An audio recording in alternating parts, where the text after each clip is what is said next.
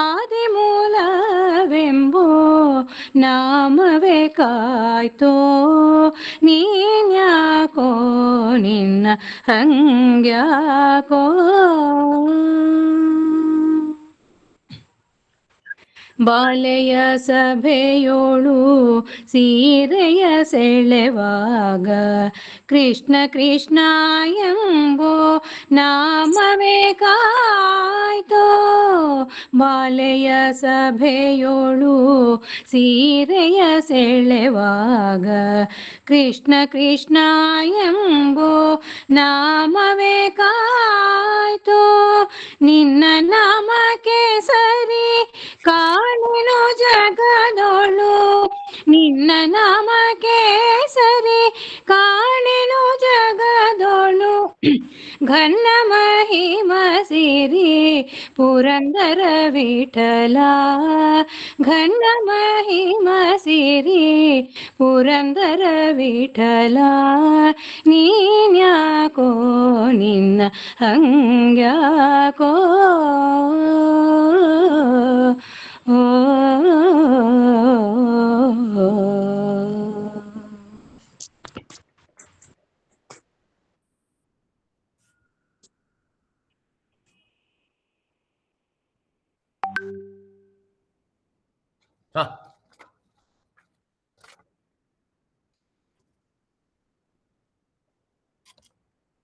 ಆಗಿಲ್ವಾ?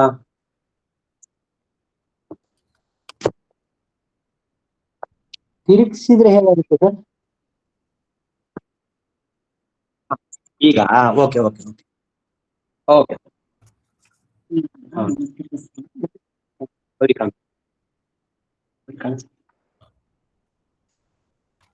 ಎಲ್ರಿಗೂ ನಮಸ್ಕಾರ. ಇಂದಿನ ಕಾರ್ಯಕ್ರಮದಲ್ಲಿ ರೇಖಾ ಅವರು ಬಹಳ ಚೆನ್ನಾಗಿ ನೀನ್ ಯಾಕೋ ನಿನ್ನ ಹಂಗ್ಯಾಕೋ ಪ್ರಾರ್ಥನೆಯಿಂದ ಪ್ರಾರಂಭಿಸಿದ್ದಾರೆ. ನಾನು ರಾಘವಾಂಕನ ಬಗ್ಗೆ ಒಂದು ಕಿರು ಪರಿಚಯ ಕೊಡ್ತೇನೆ. ರಾಘವಾಂಕ ರಾಘವ ಪಂಡಿತ, ಉಭಯ ಕವಿ, ಕಮಲ ರವಿ, ಕವಿ ಶರಭ ಬೇರುಂಡ ಅಂತೆಲ್ಲ ಬಿರುದುಗಳನ್ನ ಹೊಂದಿದಂತಹ ಖ್ಯಾತ ಕನ್ನಡ ಕವಿ. ಕವಿ ರಾಘವಾಂಕ ಹರಿಹರನ ಸೋದರಳಿಯ ಅಂತ ಪ್ರಸಿದ್ಧಿ. ಮತ್ತೆ ಹರಿಹರನ ಪಟ್ಟ ಶಿಷ್ಯ. ರಾಘವಾಂಕ 13ನೇ ಶತಮಾನದ ಕವಿ. ರಾಘವಾಂಕ ಷಟ್ಪದಿ 6 ಸಾಲುಗಳ ಪದ್ಯಗಳನ್ನ ಆ ಮಾರ್ಗದಲ್ಲೇ ಯಶಸ್ವಿಯಾಗಿದ್ದಾನೆ. ನಮಗೆ ಲಭ್ಯವಾಗಿರುವ ರಾಘವಾಂಕನ ಕೃತಿಗಳು ಸೋಮನಾಥ ಚರಿತೆ, ವೀರೇಶ ಚರಿತೆ, ಸಿದ್ಧರಾಮ ಪುರಾಣ, ಹರಿಶ್ಚಂದ್ರ ಕಾವ್ಯ ಮತ್ತು ಶರಭ ಸಾಹಿತ್ಯ. ರಾಘವಾಂಕನು ಬರೆದಿರುವನೆಂದು ಹೇಳಲಾಗಿರುವ ಹರಿಹರ ಮಹತ್ವ ಇದುವರೆಗೂ ದೊರೆತಿಲ್ಲ. ಹಳೆಗನ್ನಡ ಹೊಸ ಕನ್ನಡ ಎರಡನ್ನೂ ಬೆರೆಸ್ಬಿಟ್ಟು ಕಾವ್ಯ ಶೈಲಿನಲ್ಲಿ ಷಟ್ಪದಿಯಲ್ಲಿ ಕೊಡೋ ಅಂತಹ ನಮ್ಮ ರಾಘವಾಂಕ ಬಹಳ ಪ್ರಸಿದ್ಧ ಕವಿ. ರಾಘವಾಂಕನ ಶೈಲಿ ಅತ್ಯದ್ಭುತ. ಅಂದಿನ ಪ್ರಸಿದ್ಧ ಗಾದೆಗಳನ್ನ ಅಚ್ಚ ಕನ್ನಡದ ಮಾತುಗಳನ್ನ ಉಪಯೋಗಿಸಿಕೊಂಡು ಕಾವ್ಯವನ್ನು ರಚಿಸಿದ್ದಾನೆ. ಈತನಿಗೆ ಕನ್ನಡ ನಾಡು ಅಂದ್ರೆ ಅತ್ಯಂತ ಪ್ರಿಯ. ತುಂಗಭದ್ರೇನೆ ಗಂಗೆ ಅಂತ ಹೇಳ್ತಾನೆ. ನಮ್ಮ ಹಂಪೆನ್ನೇ ಕಾಶಿ ಅಂತ ಹೇಳ್ತಾನೆ. ಆಮೇಲೆ ನಮ್ಮ ವಿರೂಪಾಕ್ಷನ್ನೇ ಸಾಕ್ಷಾತ್ ಕಾಶಿ ವಿಶ್ವೇಶ್ವರ ಅಂತ ಹೇಳ್ತಾನೆ. ಈತನು ಷಟ್ಪದಿ ಬ್ರಹ್ಮ ಅಂತಾನೆ ಖ್ಯಾತನಾಗಿದ್ದಾನೆ. ತನ್ನ ಫಲಶ್ರುತಿನಲ್ಲಿ ಹರಿಶ್ಚಂದ್ರ ಕಾವ್ಯ ಕೇಳಿದವರಿಗೆ ಪಾಪ ವಿಮೋಚನೆ ಆಗುತ್ತೆ ಅಂತ ಅವನ ನಂಬಿಕೆ. ಅದನ್ನೇ ಹೇಳಿದಾನೆ. ಹರಿ ಎಂಬುದೇ ಸತ್ಯ, ಸತ್ಯವೆಂಬುದೇ ಹರನು ಅಂತ ಹೇಳ್ತಾನೆ. ಭೀಮಕವಿ ತನ್ನ ಬಸವ ಪುರಾಣದಲ್ಲಿ ರಾಘವಾಂಕನ ತುಂಬಾ ಕೊಂಡಾಡಿದಾನೆ. ಪದ್ಮರಾಜ ಪುರಾಣದಲ್ಲಿ ಕೊಂಡಾಡಿದಾನೆ. ವಿರೂಪಾಕ್ಷ ಪಂಡಿತ ಚನ್ನ ಬಸವ ಪುರಾಣದಲ್ಲಿ ಕೊಂಡಾಡಿದಾನೆ. ಶಾಂತಲಿಂಗ ದೇಶಿಕನು ಭೈರವೇಶ್ವರ ಕಾವ್ಯದಲ್ಲಿ ಕೊಂಡಾಡಿದಾನೆ. ಈ ರೀತಿ ಅನೇಕ ಕವಿಗಳು ಆಗಿನ ಕಾಲದಲ್ಲಿ ಅವರ ಕಾವ್ಯಗಳಲ್ಲಿ ನಮ್ಮ ರಾಘವಾಂಕನ ಬಹಳ ಹೊಗಳಿದ್ದಾರೆ. ಇಂಥ ರಾಘವಾಂಕ ಕನ್ನಡ ಸಾರಸ್ವತ್ಯ ಲೋಕದಲ್ಲಿ ಧ್ರುವತಾರಿಯಂತಿದ್ದಾನೆ. ಆತನ ಮೇರು ಕೃತಿ ಹರಿಶ್ಚಂದ್ರ ಕಾವ್ಯ ಇಂದು ಗಮಕ ಆಗ್ತಾ ಇದೆ. ಅದನ್ನ ನಡೆಸ್ಕೊಡಕ್ಕೆ ಶ್ರೀ ಕಲಾಶ್ರೀ ಗಣೇಶ್ ಉಡುಪ ಅವರು ಮತ್ತು ಪ್ರೊಫೆಸರ್ GN ಅನಸೂಯ ಅವರು ಬಂದಿದ್ದಾರೆ. ಅವರ ಪರಿಚಯನ ನಾನು ಮಾಡಿಕೊಡ್ತೇನೆ. ಕಲಾಶ್ರೀ ಗಣೇಶ್ ಉಡುಪ ಅವರು ಹುಟ್ಟಿದ ಉಡುಪಿ ಜಿಲ್ಲೆ, ಆದರೆ ಈಗ ವಾಸ ಆಗಿರೋದು ಸಂಪೂರ್ಣವಾಗಿ ಹಾಸನದಲ್ಲಿ. ವಿಜ್ಞಾನದಲ್ಲಿ ಪದವಿ, ಔಷಧ ವಿಜ್ಞಾನದಲ್ಲಿ ಡಿಪ್ಲೊಮಾ, ಆರೋಗ್ಯ ಮತ್ತು ಕುಟುಂಬ ಕಲ್ಯಾಣ ಇಲಾಖೆಯಲ್ಲಿ ವೃತ್ತಿ. ಪ್ರವೃತ್ತಿ ಅಂತ ಹೇಳಿದ್ರೆ ಗಮಕ ಕಾರ್ಯಕ್ರಮಗಳು, ಸುಗಮ ಸಂಗೀತ, ಇದು ಅವರ ಪ್ರವೃತ್ತಿ. ವನಮಾಲಾರವರಿಂದ ಗಮಕ ಕಲ್ತಿದ್ದಾರೆ. ಸಂಗೀತದ ಗುರುಗಳು ಅಂತ ಹೇಳಿದ್ರೆ ಮೈಸೂರಿನ ಮಧುರಾರವರು ಗಮಕ, ಕಾಜಾಣ ಮತ್ತು ಪಾರೀಣ ಪರೀಕ್ಷೆಗಳಲ್ಲಿ ರಾಷ್ಟ್ರಕ್ಕೆ ಮೊದಲು ಬಂದಿದ್ದಾರೆ. ಸುಮಾರು 2000 ಕಾರ್ಯಕ್ರಮಗಳನ್ನ ಅವರು ಮಾಡಿದ್ದಾರೆ ಅಂದ್ರೆ ಬಹಳ ಆಶ್ಚರ್ಯ ಆಗುತ್ತೆ. ಗಮಕ ಕಲಾ ಪರಿಷತ್ತಿನ ಹಾಸನ ಜಿಲ್ಲಾಧ್ಯಕ್ಷರು.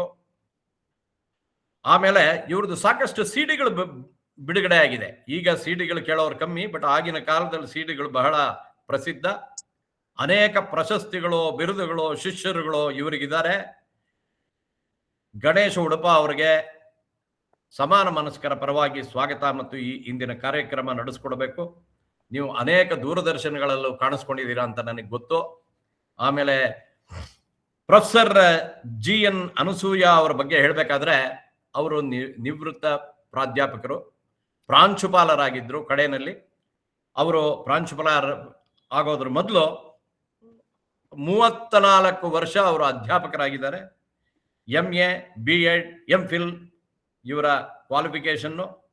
ಕಳೆದ 3 ವರ್ಷದಿಂದ ಕರ್ನಾಟಕ ಕಥಾಮಂಜರಿ ವಿವಿಧ ಕಾವ್ಯದ ಭಾಗಗಳನ್ನು ವ್ಯಾಖ್ಯಾನ ಮಾಡಿದ್ದಾರೆ. ಹಾಸನದಲ್ಲಿ 15 ವರ್ಷದಿಂದ ವಾಸ, ಅನೇಕ ಶಿಷ್ಯವೃಂದ, ಅನೇಕ ಕಾರ್ಯಕ್ರಮಗಳನ್ನು ನಡೆಸ್ಕೊಟ್ಟಿದ್ದಾರೆ. ಅವರ ಕಾರ್ಯಕ್ಷೇತ್ರ ಬಹಳ ವಿಸ್ತಾರವಾಗಿದೆ. ಇವರಿಬ್ರು ನನ್ನ ಸ್ನೇಹಿತ ಕಬ್ಬಿನಾಲೆ ವಸಂತ ಭಾರದ್ವಾಜನ ಸ್ನೇಹಿತರು, ಪರಿಚಯಸ್ಥರು.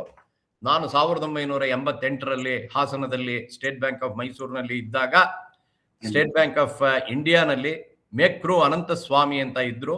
ಅವರು ಸಾಕಷ್ಟು ಕಾರ್ಯಕ್ರಮಗಳನ್ನು ಮಾಡೋರು. ಸಮನ್ವಯ ಸಮಿತಿ ಅಂತ ಒಂದು ಗುಂಪಿದೆ. ಆ ಗುಂಪಿನಲ್ಲಿ ತುಂಬಾ ಖ್ಯಾತರಾದ ವಿದ್ವಾಂಸರು, ಖ್ಯಾತರಾದ ಕವಿಗಳು, ಲೇಖಕರು ಇದ್ದಾರೆ. ಅನೇಕ ಪುಸ್ತಕಗಳು ಹೊರಗಡೆ ಬರುತ್ತದೆ. ಅದರಲ್ಲಿ ಪ್ರಧಾನ ಸಂಚಾಲಕರಾಗಿ ಆಗ ಇದ್ರು ಮೇಕ್ರು ಅನಂತ ಸ್ವಾಮಿಗಳು. ಈಗ ನಿವೃತ್ತರಾಗಿದ್ದಾರೆ. ಅವರು ನನಗೆ ಸಾಕಷ್ಟು ಜನನ್ನ ಅಲ್ಲಿ ಹಾಸನದಲ್ಲಿ ಪರಿಚಯ ಮಾಡಿಕೊಟ್ಟಿದ್ರು. ಈ ಇಬ್ರು ಹಾಸನದವರು. ಹಾಸನ ಒಂದು ರೀತಿ ಪೂರ್ ಮ್ಯಾನ್ಸ್ ಊಟಿ ಅಂತ ಹೇಳ್ತಾರೆ. ನನಗೆ ಮದುವೆ ಆದ ತಕ್ಷಣನೇ ನಮ್ಮಲ್ಲಿ ಬ್ಯಾಂಕ್ನಲ್ಲಿ ನಿನ್ನನ್ನು ಹಾಸನಕ್ಕೆ ಕಳಿಸ್ತೀವಿ, ಪೂರ್ ಮ್ಯಾನ್ಸ್ ಊಟಿ, ಸಂತೋಷವಾಗಿರು, ಒಳ್ಳೆಯ ಕ್ಲೈಮೇಟ್ ಅಲ್ಲಿ ಯಾವಾಗಲೂ ತಂಪಾಗಿರುತ್ತೆ. ಆಗಿನ ಕಾಲದಲ್ಲಂತೂ 4 ಬದಿಗಳಲ್ಲಿ ತರಕಾರಿನ ಮಾರ್ತಾ ಇದ್ರು. ಹಾಸನಾಂಬ ಬಹಳ ಪ್ರಸಿದ್ಧಿ ಇವತ್ತಿಗೂ. ಅಂತ ಹಾಸನದಿಂದ ಬಂದಿರತಕ್ಕಂತಹ ಇಬ್ಬರ ವಿದ್ವಾಂಸರು ನಮ್ಮ ಮುಂದಿದ್ದಾರೆ. ದಯವಿಟ್ಟು ತಾವಿಬ್ರು ನಮ್ಮ ಕಾರ್ಯಕ್ರಮವನ್ನು ನಡೆಸ್ಕೊಡ್ಬೇಕು ಅಂತ ನಾನು ಕೇಳ್ಕೊಳ್ತೇನೆ.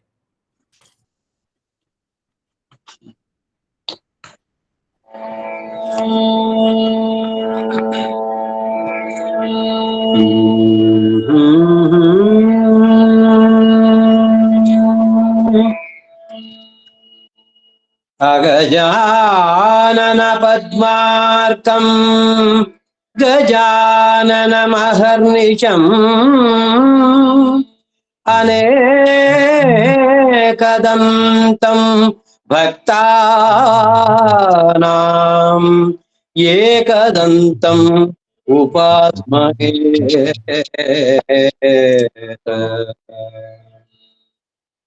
ಶ್ರೀಪತಿಗೆ ಸೊಬಗನ್ ಉಡುಪತಿಗೆ ಶಾಂತಿಯನು, ವಾಣೀಪತಿಗೆ ಚಾತುರ್ಯಮಂ, ದಿವಸ್ಪತಿಗೆ ಪ್ರತಾಪಮಂ, ಸುರಪತಿಗೆ ಭೋಗಮಂ, ರತಿಪತಿಗೆ ಮೂಲೋಕವಾವರಿಸುವ ರೂಪಂ, ಸರಿತ್ಪತಿಗೆ ಗಂಭೀರತೆಯನು, ಸ್ವಾಹಾಪದಿಗೆ ತೇಜಮಂ ಕೊಟ್ಟ ಗುರುಮೂರ್ತಿ ಪಂಪಾಪತಿ ವಿರೂಪಾಕ್ಷನ್ ಪಂಪಾಪತಿ ವಿರೂಪಾಕ್ಷನ್ ಯಮಗೆ ಇಷ್ಟ ಸಿದ್ಧಿಯಂ ಮಾಳ್ಕೆ ಸಂತೋಷದಿಂದ.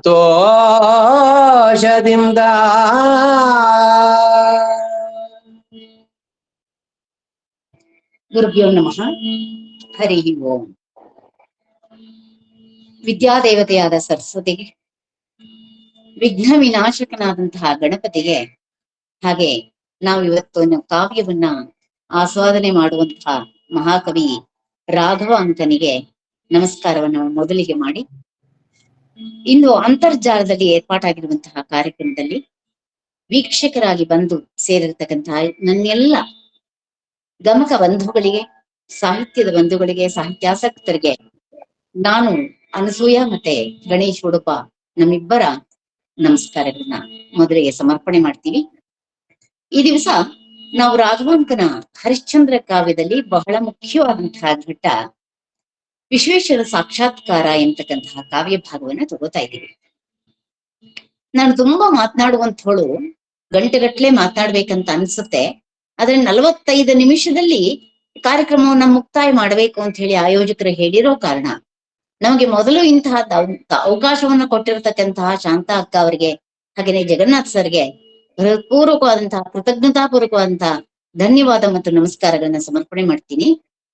ನನ್ನ ಇರುವಂತಹ ಅವಧಿಯಲ್ಲಿ ಕೇವಲ ಎಷ್ಟು ಮಾಡ್ಲಿಕ್ಕೆ ಸಾಧ್ಯವೋ ಅಷ್ಟನ್ನ ನಾನು ಮಾಡೋದೇ. ಆದ್ರೆ ರಾಘವಾಂಕನನ್ನ ನಾವು ಮೊದಲಿಗೆ ಪರಿಚಯ ಮಾಡುವುದಕ್ಕೆ ಅಗತ್ಯ ಇಲ್ಲ, ಕಾವ್ಯವನ್ನ ಪರಿಚಯ ಮಾಡುವಂತಹ ಅಗತ್ಯನೂ ಖಂಡಿತ ಇಲ್ಲ. ಆದಾಗ್ಯೂ ವ್ಯಾಖ್ಯಾನವನ್ನು ಮಾಡುವಂತಹ ಸಂದರ್ಭದಲ್ಲಿ ಕವಿಗೆ ಅಪಚಾರವಾಗಬಾರದು ಅನ್ನುವಂತಹ ಒಂದೇ ಒಂದು ಕಾರಣದಿಂದ ನೇರವಾಗಿ ನಾನು ಕಾವ್ಯಕ್ಕೆ ಬರ್ತಾ ಇದ್ದೀನಿ. ವಸುದಾಧಿಪತಿ ಹರಿಶ್ಚಂದ್ರ ಘನಸತ್ಯವೆಂದೊಸೆದು ವಾಸಿಷ್ಠನು ಇಂದ್ರಂಗೆನಲು ಕೌಶಿಕಂ ಹುಸಿ ಮಾಳ್ಪೆನೆಂದು ಭಾಷೆಯನ್ನಿತ್ತು ಧರೆಗೆ ಬಂದು ಅವನಿಪನ ಸತಿ ಸುತರ ಅಸು ಅಂತ್ಯವೇನೆ ನಿಗ್ರಹಂ ಮಾಡಿ ಒಪ್ಪದಿರೆ ಶಶಿಮೌಳಿ ಈ ವಿಶ್ವನಾಥ ಭೂಪಂಗೆ ಕರುಣಿಸಿ ಸಕಲ ಸಾಮ್ರಾಜ್ಯವಿತ್ತು ಆತನ ಮೆರೆದ ಕೃತಿಯೇ ಪುಣ್ಯದ ಕೃತಿ ಈ ಹರಿಶ್ಚಂದ್ರ ಮಹಾಕಾವ್ಯ ಅನ್ನುವಂಥದ್ದು. ಕಥೆಯಲ್ಲಿ ಏನಿದೆ ಎನ್ನುವುದಕ್ಕೆ ಪ್ರಾರಂಭದ 17ನೇ ಪದ್ಯದಲ್ಲಿ ರಾಘವಾಂಕ ಕೊಡುವಂತಹ ಪದ್ಯ. ಇಲ್ಲಿ ಆರಂಭದ 4 ಮಾತುಗಳನ್ನ ನಾವು ಹೇಳಲೇಬೇಕು, ಏಕೆಂದ್ರೆ ನೇರವಾಗಿ ನಾವು ಹರಿಶ್ಚಂದ್ರ ಘಾಟಿಗೆ ನಾವು ಕರ್ಕೊಂಡು ಹೋಗ್ಲಿಕ್ಕೆ ಸಾಧ್ಯ ಇಲ್ಲ. ಕಾವ್ಯ ಬಹಳ ಸೊಗಸಾದಂತಹ ಕಾವ್ಯ ಇದು. ಅಯೋಧ್ಯೆಯನ್ನ ಆಳತಕ್ಕಂತಹ ರಾಜ, ಸುಭಿಕ್ಷವಾದಂತಹ ರಾಜ್ಯಭಾರವನ್ನ ಮಾಡ್ಕೊಂಡಿದ್ದಂತಹ ಹರಿಶ್ಚಂದ್ರನಿಗೆ ಮೇಲೆ ದೇವೇಂದ್ರನ ಸಭೆಯಲ್ಲಿ ಆದಂತಹ ವಸಿಷ್ಠ ವಿಶ್ವಾಮಿತ್ರರ ಸಂವಾದದಿಂದ ಕೋಣಗಳೆರಡು ಹೋರಾಡಿದರೆ ಗಿಡಗಕ್ಕೆ ಮೃತ್ಯು ಅನ್ನುವಂತಹ ರೀತಿಯಲ್ಲಿ ಸತ್ಯವಂತರು ಯಾರಿದ್ದಾರೆ, ಸೂರ್ಯವಂಶದಲ್ಲಿ ಭೂಮಂಡಲವನ್ನ ಆಳ್ತಕ್ಕಂತಹ ರವಿಕುಲದವರಾದಂತಹ ರಾಜರುಗಳಲ್ಲಿ ಮಹಾಬಲಶಾಲಿಗಳು ಯಾರಿದ್ದಾರೆ ಅಂತ ಪ್ರಶ್ನೆಯನ್ನ ನೇರವಾಗಿ ವಸಿಷ್ಠರಿಗೆ ಕೇಳ್ಬಿಟ್ಟ ಅನ್ನುವಂತಹ ಕೋಪ ಒಂದು ಬಂತು ವಿಶ್ವಾಮಿತ್ರನಿಗೆ. ಮತ್ತೊಂದು, ವಸಿಷ್ಠರೇ ತಮ್ಮನ್ನ ಬ್ರಹ್ಮರ್ಷಿ ಅಂತ ಹೇಳಿ ಹೇಳಿರುವಂತವ್ರೇ ಆದ್ರೂ, ಗುರುಗಳೇ ಆದ್ರೂ ವಸಿಷ್ಠ ಹೇಳಿದ್ದನ್ನ ಯಾವುದನ್ನೂ ಒಪ್ಪುವಂತಹ ಮನಸ್ಥಿತಿಯಲ್ಲಿ ಇಲ್ಲ ಅನ್ನುವಂತಹದ್ದನ್ನ ವಿಶ್ವಾಮಿತ್ರನ ಪಾತ್ರದಲ್ಲಿ ತೋರಿಸಿ, ಹಾಗೇನೆ ವಿಶ್ವಾಮಿತ್ರನ ಪಾತ್ರ ಎಷ್ಟು ಅಲ್ಪ ಮನುಷ್ಯನ ಪಾತ್ರವಾಗಿ ನಮ್ಗೆ ಕಾಣುತ್ತೆ ಅಂದ್ರೆ, ಯಾರಿಗೇನು ಹೇಳಿದ್ರು ಇಲ್ಲ ನನ್ನದೇ ಸರಿ ಎನ್ನುವಂತಹ ಡಂಬತನ ಅಂತಹದೊಂದು ಪಾತ್ರವನ್ನ ವಿಶ್ವಾಮಿತ್ರನಲ್ಲಿ ಸೃಷ್ಟಿ ಮಾಡಿ ಅಂತೂ ಇಂತೂ ಸುವರ್ಣ ಯಾಗ ಮಾಡುವಂತಹ ರೀತಿಯಲ್ಲಿ ಮಾಡಿ, ಆ ಸುವರ್ಣ ಯಾಗಕ್ಕಾಗಿ ನೇರವಾಗಿ ವಸಿಷ್ಠರಿಗೆ ಸವಾಲು ಹೊಡೆದು ಬರ್ತಾ ಇದ್ದಾರೆ. ಸಿಡಿಲು ಹೊಡೆಬೇಡೆ ಹಿಡಿದ ಕೊಡೆ ಕಾವುದೇ ಅಂತ ಹೇಳಿ ವಸಿಷ್ಠರಿಗೆ ಹೇಳ್ತಾರೆ. ಹೇಳಿ ಬಂದವರೇನೆ ಆ ಹರಿಶ್ಚಂದ್ರನನ್ನ ಅಸತ್ಯವನ್ನ ಮಾಡಿಸುವೆನ್, ಅಧಿಕ ಪ್ರತಿಜ್ಞೆಗಳನ್ನ ಅಂತ ನಿನ್ನ ವ್ರತಭ್ರಷ್ಟ ನೆನೆಸಿ ರೋಡಾಡಿ ಕಾಡುವೆನ್ ಅಂತ ಹೇಳಿ ವಸಿಷ್ಠರಿಗೆ ಹಣ ಮಾಡಿ ಛಲ ತೊಟ್ಟು ನೇರವಾಗಿ ಭೂಮಿಗೆ ಬರ್ತಾರೆ. ಇಲ್ಲಿ ಆ ಯಾಗವನ್ನ ಮಾಡ್ತಾ ಇದ್ದಾನೆ ಹರಿಶ್ಚಂದ್ರ. ನೇರವಾಗಿ ಬಂದಾಗ ಅರ್ಘ್ಯ ಪಾದ್ಯಾದಿಗಳನ್ನ ಸ್ವೀಕರಿಸಿ ನೆನೆದರ್ಥಮಂ ಬೆಸಸಿ ಏನೇ ಅಂತೇಳಿ ಅಂದಾಗ ಇದು ಆರಂಭದ ಕಾವ್ಯದಲ್ಲಿ ಬರ್ತಕ್ಕಂತಹ ಪಿರಿಯ ಕರಿಯ ಮೆಟ್ಟಿ ಕವಡೆಯಂ ಮಿಡಿದಡೆ ಎದ್ದಾಳು ವಿಶ್ವಾಮಿತ್ರರು ಆನೆಯ ಮೇಲೆ ನಿಂತು ಕವಡೆಯನ್ನ ಚಿಮ್ಮಿದ್ರೆ ಅಷ್ಟು ಎತ್ತರದ ತನಕಾದಿಗಳನ್ನ ಈವುದು ಅಂತ ಹೇಳಿ ಅಂದ್ರೆ ಹಿಂದೆ ಮುಂದೆ ಯೋಚನೆ ಮಾಡ್ಲಿಲ್ಲ ಸತ್ಯ ಹರಿಶ್ಚಂದ್ರ. ಆಯ್ತು ಅಂತ ಒಪ್ಕೊಂಡ, ಸಿದ್ಧವನ್ನು ಮಾಡಿಬಿಟ್ಟ. ಆದ್ರೆ ಇದು ಬೇಕಾದಾಗ ನಾನು ಒಯ್ತೇನೆ, ಇಲ್ಲೇ ಇರ್ಲಿ ಅಂತ ಹೇಳಿ ಅಂದಾಗ್ಲಾದ್ರೂನು ಯೋಚನೆ ಮಾಡ್ಬೇಕಾಗಿತ್ತು ಅಲ್ವೇ? ಯೋಚನೆ ಮಾಡ್ಲಿಲ್ಲ. ಬಲಿ ಚಕ್ರವರ್ತಿಗೆ ಒಂದು ಹೆಜ್ಜೆಯನ್ನ ತಲೆ ಮೇಲೆ ಇಟ್ಟು ಕೂಡ್ಲೆ ಈತ ಸಾಮಾನ್ಯನಲ್ಲ ಅನ್ನುವಂತಹದನ್ನ ಅರ್ಥ ಮಾಡ್ಕೊಂಡ್ಬಿಟ್ಟ. ಆದ್ರೆ ಹರಿಶ್ಚಂದ್ರನಿಗೆ ಇದು ಅರ್ಥವಾಗ್ಲಿಲ್ಲ. ಆ ಅರ್ಥವಾಗದೆ ಹೋದ ಕಾರಣ ಇರ್ಲಿ ನಿನ್ನಲ್ಲೇ ಅಂತ ಅಂದಾಗ ಒಂದು ಹಂತವನ್ನ ಮುಗಿಸ್ತಾರೆ. ಆದ್ರೆ ಮತ್ತೊಂದು ಸೃಷ್ಟಿಯನ್ನ ಮಾಡ್ತಾನೆ. ಆ ಮತ್ತೊಂದು ಸೃಷ್ಟಿ ವಿಶ್ವಾಮಿತ್ರನಲ್ಲಿ ನಡೆಯುತ್ತೆ. ಭಯಂಕರವಾದಂತಹ ಕಾಡು ಪ್ರಾಣಿಗಳನ್ನೆಲ್ಲ ಕಾಟ ಕೊಡುವಂತಹ ರೀತಿಯಲ್ಲಿ ಸೃಷ್ಟಿಯನ್ನ ಮಾಡಿ ಅದನ್ನ ಪರಿಹಾರ ಮಾಡ್ಲಿಕ್ಕೋಸ್ಕರ ನೇರವಾಗಿ ಬೇಟೆಗೆ ಹೊರಡ್ತಾನೆ ಹರಿಶ್ಚಂದ್ರ. ಆ ಹರಿಶ್ಚಂದ್ರ ಹೋಗುವಂತಹ ಅವಧಿಯಲ್ಲಿ ನೇರವಾಗಿ ವಸಿಷ್ಠರನ್ನ ಭೇಟಿ ಮಾಡ್ತಾನೆ. ಆ ವಸಿಷ್ಠರು ಹೇಗಿದ್ರು ಅನ್ನೋದನ್ನ ಬಹಳ ಚಂದ ಕೊಟ್ಟಿದ್ದಾನೆ ರಾಘವಂತ.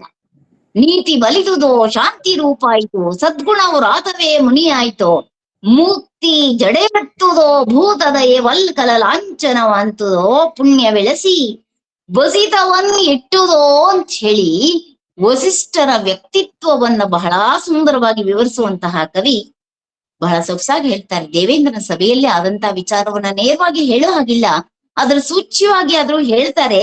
ಎಷ್ಟು ಚಂದ ಇದೆ ಗುರು ಶಿಷ್ಯರ ಸಂಬಂಧ. ಹರಿಶ್ಚಂದ್ರನಿಗೆ ಹೇಳುವಂತ ಮಾತು, ಎನ್ನ ನೋಲುವಡೆ ಕುಲಾಚಾರಮಂ ಬಿಡದಿರ್ಪಡೆ ಉನ್ನತಿಕೆ ಬೇಹಡೆ ಉತ್ತಮ ಕೀರ್ತಿ ಕಡಹಿದೊಡೆ ನನ್ನ ಉಳಿವಡೆ ಮಗನೇ ಹೋಗದಿರು ಮರೆದೋ ವಿಶ್ವಾಮಿತ್ರನ ಆಶ್ರಮಕ್ಕೆ ಬನ್ನ ಬಡಿಸಿಯೇ ಕಾಡಿದಪನ್ ಅರಿದಿರೋ ಅನ್ನುವಂತ ಎಚ್ಚರಿಕೆಯನ್ನ ಕೊಟ್ಟಾಗ್ಯೂ ಕೂಡ ಆ ಕೃತಕವಾದಂತ ಹಂದಿಯನ್ನ ಬೇಟೆಯಾಡ್ಲಿಕ್ಕೆ ಹೋಗಿ ಅಚಾನಕ್ ಆಗಿ ತನಗರಿವಿಲ್ಲದೆ ವಿಶ್ವಾಮಿತ್ರನ ಆಶ್ರಮ ಇರ್ತಕ್ಕಂತಹ ವನಕ್ಕೆ ಹೋಗಿದ್ದಾನೆ ಎನ್ನುವಂತಹ ಸಂದರ್ಭದಲ್ಲಿಯೂ ಕೂಡ ಅವನಿಗೆ ಒಂದು ಕನಸು ಬಿದ್ದಿರತ್ತೆ ಹರಿಶ್ಚಂದ್ರನಿಗೆ. ಬಹಳ ಸೊಗಸಾಗಿ ತರ್ತಾನೆ. ಇದು ಕೌಟುಂಬಿಕವಾಗಿ ಪ್ರತಿಯೊಬ್ಬ ಹೆಣ್ಣು ಮಗಳು ಕೂಡ ಗೃಹಿಣಿಯಾದಂತಹವಳು ಕಾರ್ಯೇಶು ಮಂತ್ರಿ ಕರ್ಣೇಶು ದಾಸಿ ಭೋಜ್ಯೇಶು ಮಾತಾ, ಎಷ್ಟು ಸುಂದರವಾದಂತಹ ಸ್ಮೃತಿ ವಾಕ್ಯ ಇದೆಯೋ ಹಾಗೆ ಇದ್ದಂತಹವಳು ಚಂದ್ರಮತಿ. ಹಾಗಾಗಿ ನನಗೆ ಎಂಥ ಕೆಟ್ಟ ಕನಸು ಬಿದ್ದಿದೆ ಗೊತ್ತೇನು? ಗುಡಿಸುತ್ತ ಒಬ್ಬ ಮುನಿ ಬಂದು ನನ್ನ ಓಲಗದಲ್ಲಿ ಕೂಡುವ ರತ್ನ ಖಚಿತ ಮಂಟಪದ ಕಂಬವೆಲ್ಲವನ್ನು ನಿರ್ದಾಕ್ಷಿಣ್ಯವಾಗಿ ಕಡಿದು ಹೊನ್ನಿನ ಕಳಸಗಳನ್ನು ಬಿಡದೆ ಒದೆದು ಹೊಡೆದು ಬಡಿದು ನೆರೆದ ಸಭೆಯೊಳಗೆ ನನ್ನನ್ನ ಕೆಡವಿ ಸಿಂಹಾಸನವನ್ನು ಒಯ್ಯುವಾಗ ನನ್ನ ಎದೆ ಏರಿದ ಒಂದು ಕಾಗೆ ಕೂಗಿಕೊಂಡಿತು. ಏನಿದ್ರ ಅರ್ಥ ಚಂದ್ರಮತಿ ಅಂತ ಕೇಳ್ತಾನೆ. ನಾವಿವತ್ತಿಗೂ ಕೂಡ ಇಂತಹ ಕನಸುಗಳ ಬಗ್ಗೆ, ಇಂತಹ ಸೂಚ್ಯ ಸಂಕೇತಗಳ ಬಗ್ಗೆ ನಾವು ನಂಬಿಕೆಯನ್ನ ಇಟ್ಕೊಂಡಿದ್ದೀವಿ. ಇದು ನಿರಂತರವಾಗಿ ನಡೆದು ಹೋಗುವಂತಹ ಪ್ರಕ್ರಿಯೆ. ಅದನ್ನ ಕೇಳ್ತಾನೆ ಹರಿಶ್ಚಂದ್ರ. ಆಗ ಹೇಳ್ತಾಳೆ, ಬಗೆ ಬಡೀ ಕನಸು ಗುರುವಾಗ್ನೆಯನ್ ಮೀರು ಒಗೆದ ಕೇಡಿಂಗೆ ಸೂಚನೆ ಅಂತೇಳಿ ಹೇಳಿ ನೋಡಿ ಎಂತಹ ಜಾಣೆ ಚಂದ್ರಮತಿ. ಅವಳು ಹೇಳ್ತಾಳೆ, ಮುನಿಯ ಬೇಡ ಮಂತ್ರಿಗೆ, ಮುನಿಯ ಬೇಡ ಮಗಂಗೆ, ರಾಜ್ಯಕ್ಕೆ ನಗರಕ್ಕೆ. ಮುಂದುವರೆದು ಹೇಳ್ತಾಳೆ, ತೇಜದ ಏಳ್ಗೆಗೆ ನಿನ್ನ ಹರಣಕ್ಕೆ ಕೇಡು ಬಂದಡೆ ಬರಲಿ, ಮಿಗೆ ಸತ್ಯಮಂ ಬಿಟ್ಟು ಕೆಡದಿರ್ ಅವನೀಶ, ಕೈ ಮುಗಿದು ಬೇಡುವೆ ಅಂತ ಹೇಳಿ ಹೇಳುವಂತಹ ಮಾತಿದೆಯಲ್ಲ, ಅಮೋಘವಾದಂತಹದ್ದು, ಆದರ್ಶವನ್ನ ಕೊಡುವಂತಹದ್ದು. ಇಂತಹ ಒಬ್ಬ ಹೆಣ್ಣು ಮಗಳು ಹೇಳಿದಂತಹ ಮಾತನ್ನ ಮನಸ್ಸಿನಲ್ಲಿ ಇಟ್ಕೊಳ್ಬೇಕು ಪ್ರತಿಯೊಬ್ಬ ಗಂಡಸರೂ ಕೂಡ. ಯಾಕೆ ಇದ್ರೆ ಸತ್ಯವಾದಂತಹ ರೀತಿಯಲ್ಲಿ ಸಂಸಾರವನ್ನ ಮಾಡ್ತಕ್ಕಂತಹ ಸಂದರ್ಭದಲ್ಲಿ ಪರಸ್ಪರ ಸತಿಪತಿಗಳು ಒಂದಾಗಿ ನಡೆದರೆ ಜೀವನ. ಹಾಗಾಗಿ ಇಲ್ಲಿಯೂ ಕೂಡ ಏನು ಧೈರ್ಯಗಳಿಂದ ಬದುಕುವಂತವನು ಹರಿಶ್ಚಂದ್ರ. ಹಾಗಾಗಿ ಕಪಟವನ್ನ ಮಾಡಿ ನೋಡ್ಬೇಕಲ್ಲ, ಮತ್ತೊಂದು ದಾರಿಯನ್ನ ಹುಡುಕಿಕೊಳ್ತಾನೆ ವಿಶ್ವಾಮಿತ್ರ. ಗಾನರಾಣಿಯರ ಪ್ರಸಂಗ ಬರುತ್ತೆ. ಸಮಯ ಹೆಚ್ಚಿಲ್ಲದೆ ಹೋದ ಕಾರಣ ಅದು ಯಾವುದನ್ನು ವಿವರಿಸ್ಲಿಕ್ಕೆ ಹೋಗೋದಿಲ್ಲ. ಅಂತಹ ಗಾನ ರಾಣಿಯರ ಸಂದರ್ಭದಲ್ಲಿಯೂ ಕೂಡ ಬರುವಂತಹ ಒಂದು ಪ್ರಗತಿಗಾಮಿ ಚಿಂತನೆ ರಾಘವಾಂಕನಲ್ಲಿ ಎಷ್ಟು ಸುಂದರವಾಗಿ ಗಾನರಾಣಿಯರ ಮೂಲಕ ಹೊರಡಿಸ್ತಾನೆ ಎನ್ನುವಂತಹದ್ದು ಎರಡು ಮಾತನ್ನ ಹೇಳಿಕೆ ಇಷ್ಟಪಡ್ತೀನಿ. ಗತಿ ಗಮಗ ಗಹ ಗಹಿಕೆ ರೀತಿ ಜಾಳೆಯ ಕೊಂಡು ಜತಿ ಜೋಕೆ ಮಾರ್ಗವಣೆ ವಹಣಿ, ಹೀಗೆ ನಾನಾ ರೀತಿಯ ತಾರ ಮಧುರ ಮಂದ್ರ ರಾಗ ರಸಲಹರಿಗಳಿಂದ ಹಾಡಿ ಬಹಳ ದುಗುಡದಲ್ಲಿದ್ನಲ್ಲ ಹರಿಶ್ಚಂದ್ರ, ಅವನ ದುಗುಡವನ್ನ ಕಡಿಮೆ ಮಾಡ್ತಾರೆ ಅಂತಾನೆ ಕವಿ. ಏನ್ ದುಗುಡ? ಹಂದಿಯನ್ನ ಕೊಂದಂತಹ ಆಯಾಸವಾಗಿದೆ. ವಿಶ್ವಾಮಿತ್ರನ ವನಕ್ಕೆ ಬರಬೇಡ ಅಂದ್ರೂ ಬಂದ್ಬಿಟ್ಟಿದ್ದೀನಲ್ಲ ಅನ್ನುವಂತ ಅಂಜಿಕೆ ಅವನಿಗೆ ಆಗಿದೆ. ಹಾಗೇನೆ ಗುರುವಾದಂತಹ ವಸಿಷ್ಠರು ಆಜ್ಞೆ ಮಾಡಿದ್ದಾರೆ, ವಿಶ್ವಾಮಿತ್ರನ ಆಶ್ರಮಕ್ಕೆ ವನ ಇರ್ತಕ್ಕಂತಹ ಜಾಗಕ್ಕೆ ಹೋಗ್ಬೇಡಪ್ಪ ಅಂತ ಹೇಳಿ. ಆದ್ರೂ ಬಂದ್ಬಿಟ್ಟಿದ್ದೀನಲ್ಲ, ಗುರುವಿನ ಆಜ್ಞೆಯನ್ನ ಮೀರ್ಬಿಟ್ನಲ್ಲ ಅನ್ನುವಂತಹದ್ದೊಂದು ಕನಸು ಕಂಡ ಭಯ ಒಂದು, ಇದೆಲ್ಲ ಆಯಾಸಗಳನ್ನ ಒಂದು ರೀತಿ ದುಗುಡವನ್ನ ಪರಿಹಾರ ಏನೋ ಮಾಡಿದ್ರು, ಆದ್ರೆ ಕೇಳುವಂತಹ ಪರಿಹಾರವೇನು? ಅವನು ಕೊಟ್ಟಂತಹ ಒಡವೆ ವಸ್ತುಗಳನ್ನ ಇದೆಲ್ಲ ನಮಗೆ ಯಾಕೆ ಬೇಕಾಗಿದೆ? ಬಾಯಾರಿಕೆ ಇದ್ದವರಿಗೆ ನಾನು ಒಡವೆ ವಸ್ತು ಕೊಟ್ರೆ ಏನಾಗತ್ತಪ್ಪ ಅಂತ ಇಲ್ಲಿ ಹೇಳಿದವರೇನೆ, ನಮಗಿದೆಲ್ಲ ಬೇಡ, ಮುತ್ತಿನ ಸತ್ತಿಗೆ ನಿತ್ತು ಕಾಪಾಡು ಅಂತ ಇಲ್ಲಿ ಕೇಳ್ತಾರೆ. ಮುತ್ತಿನ ಸತ್ತಿಗೆ ಅಂದ್ರೆ ರಾಜನ ಕುರುಹು ಲಾಂಛನ ಬಿಳಿಯ ಕೊಡೆ, ಅದನ್ನ ಕೊಡ್ಬೇಕಂತೀವಿ ಹೇಳಿದ್ರೆ ಅವರಿಗೆ ಪತ್ನಿಯರಾಗಬೇಕಲ್ವೇ? ಏಕಪತ್ನಿ ರಥಸ್ಥಾತ ಸಾಧ್ಯವಿಲ್ಲ ಅಂದ್ರೂ ಕೂಡ ತಿಳಿದು ನೀವೆಮಗೆ ವಲ್ಲಭನಾಗಿ ಚಿತ್ತದ ಉಮ್ಮಳಿಗೆ ಎನ್ ಕಳೆ ಅಂತ ಹೇಳಿ ಹೇಳಿದಂತ ಸಂದರ್ಭದಲ್ಲಿ ಬಹಳ ಮುಖ್ಯವಾಗಿ ರಾಘವಾಂಕನಿಗೆ ಅನಿಸಿದೆ, ಮನುಷ್ಯನಾದಂಥವನಿಗೆ ಸಾಕ್ಷಾತ್ಕಾರ ಆಗಬೇಕಂದ್ರೆ ಈ ಮೇಲು ಕೀಳು ತರತಮ ಭಾವನೆಗಳು ಇದೆಲ್ಲವನ್ನ ತೊಲಗಿಸಬೇಕು ಎಂಬತಕ್ಕಂಥ ಆಕಾಂಕ್ಷೆ. ಹಾಗಾಗಿ ಹೊಲತಿಯರು ಅಂತ ಹೇಳಿ ಕಡಿತಾನೆ. ಕೋಪ ಬಂದಾಗ ಸೃಷ್ಟಿ ಮಾಡಿದಂತಹ ಹೆಂಗಳೆಯರು ಇವರಾದ್ರಿಂದ ಇವ್ರನ್ನ ಅನಾಮಿಕರು ಅಂತಾರೆ, ಚಾಂಡಾಲ ಕನ್ಯೆಯರು ಅಂತಾರೆ, ಗಾನರಾಣಿಯರು ಅಂತಾರೆ. ಏನೇ ಆಗ್ಲಿ ಅವಗುಣಗಳು ಕೋಪದಿಂದ ಸೃಷ್ಟಿ ಮಾಡಿದಂತಹವರಾದ್ರಿಂದ ಇವರು ಮಾಡುವಂತಹ ವಾಗ್ವಾದಗಳೇನೋ ಅರ್ಥಪೂರ್ಣವಾದಂತಹಕ್ಕೆ ಇವನ್ನೆಲ್ಲ ನಾವು ನೋಡುವಂತಹ ಸಂದರ್ಭದಲ್ಲಿ ಕವಿ ಹೇಳ್ತಾನೆ, ಯಾವುದೇ ಕಾರಣಕ್ಕೂ ಕೂಡ ನಾನು ಈ ಮದುವೆ ಆಗ್ಲಿಕ್ಕಾಗ್ಲಿ ಅಥವಾ ನೀವು ಹೇಳುವಂತಹ ಬೇಡಿಕೆಗಳನ್ನ ಈಡೇರಿಸೋಕ್ಕಾಗ್ಲಿ ಸಾಧ್ಯ ಇಲ್ಲ ಅಂದಾಗ ಮಾತು ಹೇಳ್ತಾರೆ. ಆ ಮಾತು ಹೇಗಿದೆ ನೋಡಿ, ಹಾಡ ಕೇಳಿದ ಕಿವಿ ಹೊಲಸಲ್ಲ, ಮಾತಾಡಿದ ಬಾಯಿ, ರೂಪ ಕಂಡ ಲೋಚನ, ಮೇ ಉಡಿಗಳ ತಂಗಾಳಿ, ಸುಗಂಧ ತೀಡುವ ನಾಸಿಕ ಹೊಲೆಯಲ್ಲ ಸೋಕಿಗೆ ಹೊಲೆಯುತ್ತೆ. ಕೂಡಿರುವ ಪಂಚೇಂದ್ರಿಯಗಳು ನಾಲ್ಕದಮ ಒಂದಧಿಕವೇ ಎನ್ನುವಂತಹ ಪ್ರಶ್ನೆಯನ್ನ ಕೇಳ್ತಾರೆ ಆ ಚಾಂಡಾಲ ಕನ್ಯೆ. ಅದಕ್ಕೆ ಹೇಳ್ತಾನೆ, ಕೊಡವಾಲ ಕೆಡಸುವೆಡೆ ಆಮ್ರವೆನಿತಾಗಬೇಕು. ಒಂದು ಕೊಡದ ಹಾಲು ಕೆಡಬೇಕಂದ್ರೆ ಹುಣಸೆ ಹಣ್ಣು ಎಷ್ಟು ಸಾಧ್ಯನಪ್ಪ, ಎಷ್ಟು ಬೇಕು? ಹಾಗಿರುವಾಗ ಯಾವುದೇ ಕಾರಣಕ್ಕೂ ಇದು ಸಾಧ್ಯವಿಲ್ಲ ಅಂದ್ರೆ ಎಚ್ಚರಿಕೆಯನ್ನು ಮಾಡ್ತಾರೆ. ಎಂತಹದ್ದು? ಎಳಸಿ ಮೆಚ್ಚಿಸಿ ಮರುಳುಗೊಳಿಸಿ ಮತ್ತು ಅಲ್ಲ ಅವನಿಪನಿ ಮೊರೆ ಇಡುತ್ತ ಇಳುಗಳಾಗಿ ಸಾರ್ಥ ದೂರ್ತ ಬಪ್ಪೆವು ಅಂದಾಗ ಭಯಂಕರ ಕೋಪ ಬಂತು ಹರಿಶ್ಚಂದ್ರನಿಗೆ.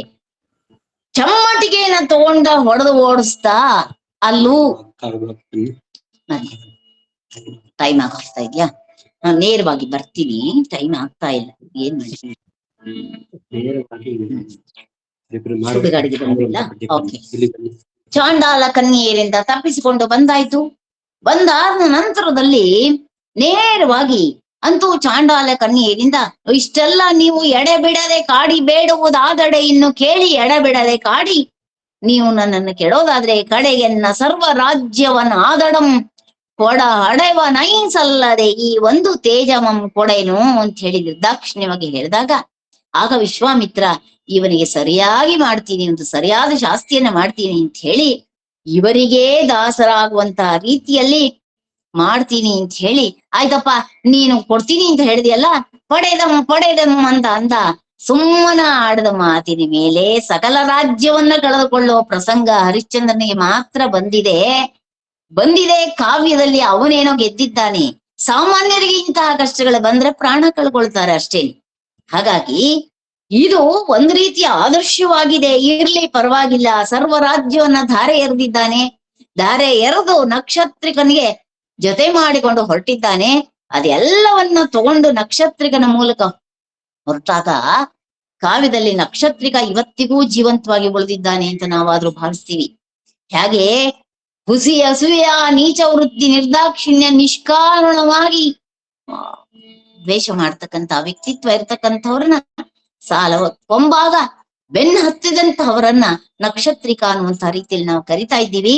ಈ ನಕ್ಷತ್ರಿಕ ಬಹಳಷ್ಟು ಕಾಡ್ದ ಅವನಿಗೆ ಆದೇಶವನ್ನ ಮಾಡಿದ್ದಾನೆ ವಿಶ್ವಾಮಿತ್ರ. ಎಲ್ಲವನ್ನ ಮಾಡಿದ್ರು, ಕಾಳ್ಗಿಚ್ಚನ್ನೇ ಮಾಡಿದ್ರು. ಪತಿವ್ರತ ಶಿರೋಮಣಿ ಆದಂತಹ ಚಂದ್ರಮತಿ ಕಾಳ್ಗಿಚ್ಚಿನಿಂದ ಪರಿಹಾರ ಮಾಡ್ಕೊಂಡು ಬಂದಾಯ್ತು. ಕಡೆಗೆ ಕಾಶೀನಗರವನ್ನು ಕೂಡ ಸೇರಿ ಆಯ್ತು.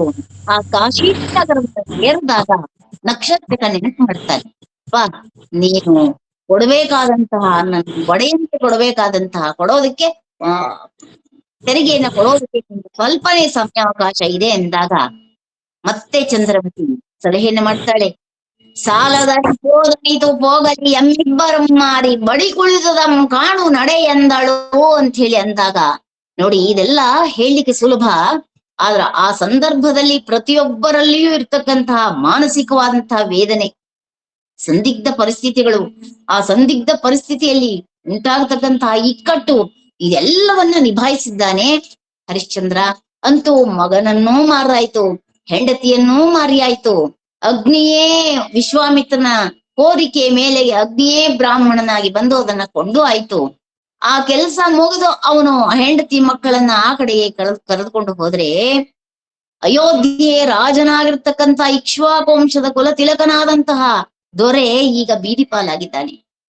ಕರೆಯೋರಿಲ್ಲ, ನಿಂತು ಮಾತನಾಡ್ಸೋರಿಲ್ಲ, ಏನು ಯಾವ ಊರ್ನವ್ರು ಅಂತ ಕೇಳುವಂಥವ್ರಿಲ್ಲ. ಅಂತಹ ಸಂದರ್ಭದಲ್ಲಿ ಇರ್ತಕ್ಕಂತಹ ಹರಿಶ್ಚಂದ್ರನ ಪರಿಸ್ಥಿತಿ ಏನಾಗಬೇಕು?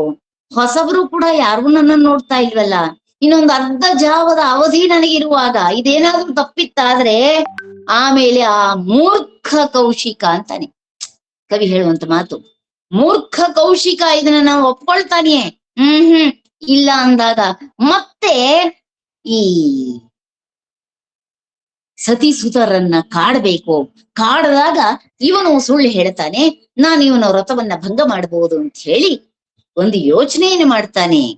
ಹಾಗೆ ಮಾಡಿದಾಗ ಯಮಧರ್ಮರಾಯನನ್ನೇ ಕಳಿಸ್ಕೊಡ್ತಾನೆ. ಯಮಧರ್ಮರಾಯನೇ ವೀರಬಾಹುಕನಾಗಿ ಬರ್ತಾನೆ. ವೀರಬಾಹುಕನಾಗಿ ಹೇಗೆ ಬಂದ?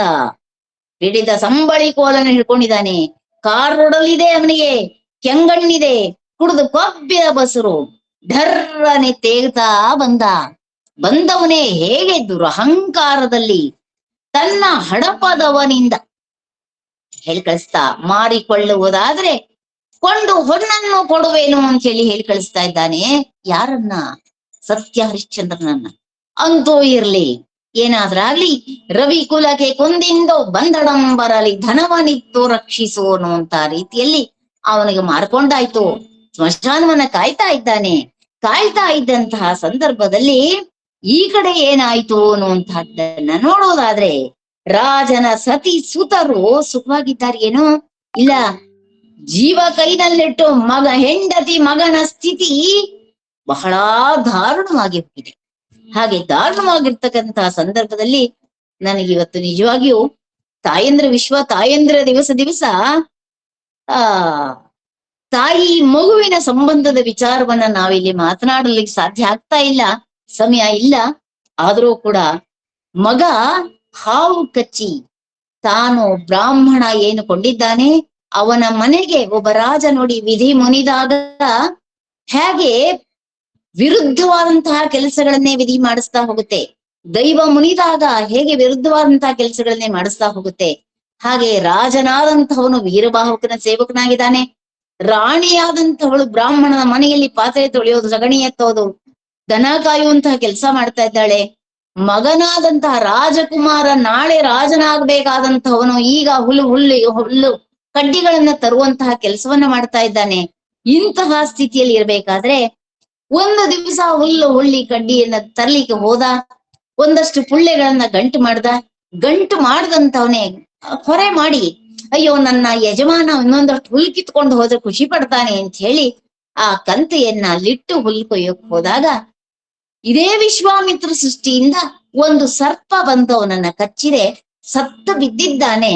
ಆದ್ರೆ ತಾಯಿಯ ಹೃದಯ ಅಲ್ವೇ, ಇಷ್ಟೊತ್ತಾದ್ರೂ ಬರ್ಲಿಲ್ವಲ್ಲ ಅಂತ ಹೇಳಿ ಬಂದರಂ ಲೋಹಿತಾಶ್ವ ಎಂದು ಬಟ್ಟೆಯಳು ನಿಂದರಂ ಲೋಹಿತಾಶ್ವ ಎಂದು ಸಂಕಟ ಪಡ್ತಾ ಇದ್ದಾಳೆ. ಅಷ್ಟರಲ್ಲಿ ಬಹಳ ಮುಖ್ಯವಾದ ಭಾಗ ಮಂದಾನಿಲ ರಗಳೆಯಲ್ಲಿ ಬಹಳ ಅದ್ಭುತವಾಗಿ ಕೊಡುವಂತಹ ಆ ಚಂದ್ರಮತಿಯ ಪ್ರಲಾಪ. ಆ ಪ್ರಲಾಪವನ್ನ ನಾವು ಕೈ ಬಿಡ್ತಾ ಇದ್ದೇವೆ. ಆದರೂ ಕೂಡ ಎಷ್ಟು ಸುಂದರವಾದ್ದು ಅವನ ಚಿತ್ರಣಗಳು. ನೇರವಾಗಿ ಬರ್ತಾಳೆ. ಮಗುವನ್ನ ನಮ್ಗೆ 7ನೇ ಕ್ಲಾಸ್ನಲ್ಲಿ ಇದ್ದಂತ ಪದ್ಯ ನೆನಪಾಗ್ತಾ ಇದೆ. ಲಲನೆ ಮೂಗಿನೊಳು ಸುರನಲ್ಲ ಎಳುಗೈಳ ನೋವು ಉರಳು ರಜವನು. ಹೀಗೆ ಒಂದೊಂದು ಪಾರ್ಟ್ ಅನ್ನ ಮುಟ್ಟಿ ಮುಟ್ಟಿ ಜೀವ ಇದೆಯಾ ಅಂತ ನೋಡಿದ್ಲು. ಇಲ್ಲ, ಇನ್ನು ಹೀಗೇ ಮಾಡ್ತಾ ಕೂತ್ಕೊಂಡ್ರೆ ಇನ್ನು ಆಗೋದಿಲ್ಲ ಅಂತ ಹೇಳಿ ನನ್ನ ಯಜಮಾನ ಬೆಳಕರಿಸ್ಬಿಟ್ಟು ಬಂದ್ಬಿಟ್ರೆ ನನ್ ಕರ್ಕೊಂಡು ಹೋಗ್ಬಿಟ್ರೆ ನನ್ನ ಮಗನ ಸಂಸ್ಕಾರ ಮಾಡೋದಕ್ಕೆ ಆಗೋದಿಲ್ವಲ್ಲ ಅಂತ ಹೇಳಿ ಅಲ್ಲೇ ಉರಿದಿದ್ದ ಕರಿಕೊಳ್ಳಿಗಳನ್ನ ಹುಡುಕಿ ತಂದ್ಲು. ಸಿದ್ಧಿಕೆಯನ್ನ ನಿರ್ಮಾಣ ಮಾಡಲು, ಮಗುವನ್ನ ಮಲಗಿಸಿದ್ಲು. ಇನ್ನೇನು ಬೆಂಕಿಯನ್ನ ಇಟ್ಟೇ ಬಿಡಬೇಕು, ಬೆಳೆದಲ್ಲೇ ಬೆಳೆ, ಹುಟ್ಟಿದಲ್ಲಿ ಹುಟ್ಟು ಅಂತ ಹೇಳಿ ಜೋರಾಗಿ ಅಳ್ತಾ ಇದ್ದಾಳೆ. ಆ ಧ್ವನಿ ಕೇಳಿದೆ ಸ್ಮಶಾನದಲ್ಲಿರ್ತಕ್ಕಂತ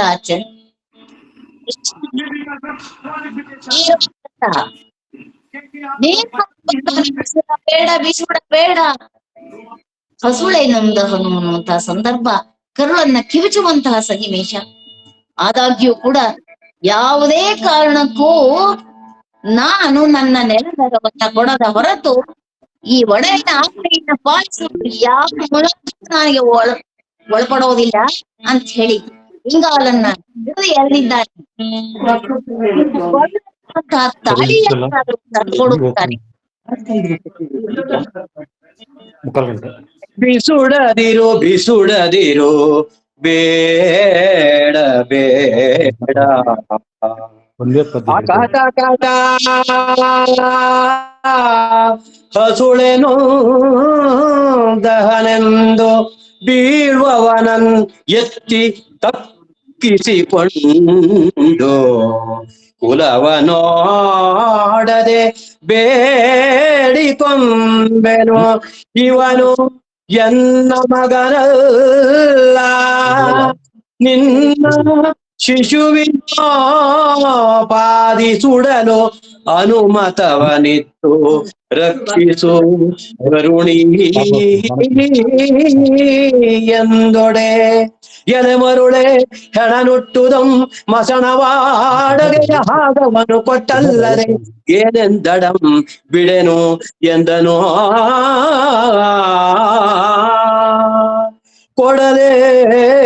ಕೊಡಲೇನುವಿಲ್ಲ ಇಂದೆನಗೆ ಕೊಡಲೇನುವಿಲ್ಲ ಲೋಗರ ಮನೆಯ ಬಡದಾಚಿ ಕರುಣಿಸು ಕರುಣಿಸು ಎನೆ ನಿನ್ನ ಕೊರಳಿನೊಳಿರ್ದ ಕಡು ಚೆಲುವ ತಾಳಿಯನ್ನು ಅದನ್ನು ಅಡವನಿರಿಸಿ ನೀ ಬಿಡಿಸಿಕೋ ಬಳಿಕವೆನದು ಮಡತಿ ಕಡು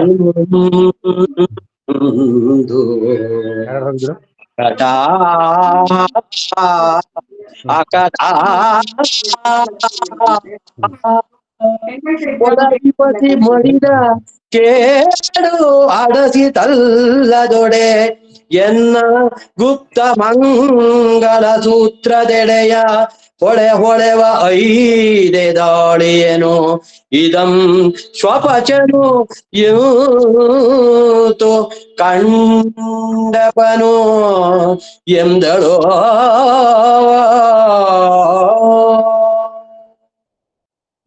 ಮಹಾಪುರುಷ ಸತ್ಯವಂತ ಹರಿಶ್ಚಂದ್ರ ಬೀಳ್ತಾಂತ ಮಗನ ಕಾಲನ್ನ ಯಾವಾಗ ಹಿಡಿದು ಎಳೆದ್ಲೋ ಜೀವ ಇದೆ ಎಂಬತಕ್ಕಂತಹ ಭಾವ ತಾಯಿಯದ್ದು. ಹಾಗಾಗಿ ಇವನ್ನ ಅನ್ನಲ್ಲ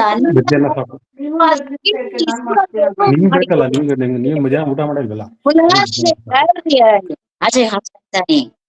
ಒಡೆಯನ ಆಜ್ಞೆಯನ್ನ ನಾನು ಪಾಲಿಸುವಂತಹದ್ದೇ. ಕುಮಾರಸ್ವಾಮಿ ಅವರು ಆಡಿಯೋ ಮ್ಯೂಟ್ ಮಾಡ್ಕೊಳ್ಳಿ. ಕುಮಾರಸ್ವಾಮಿ ಅವರು ದಯವಿಟ್ಟು ಆಡಿಯೋ ಮ್ಯೂಟ್ ಮಾಡ್ಕೊಳ್ಳಿ.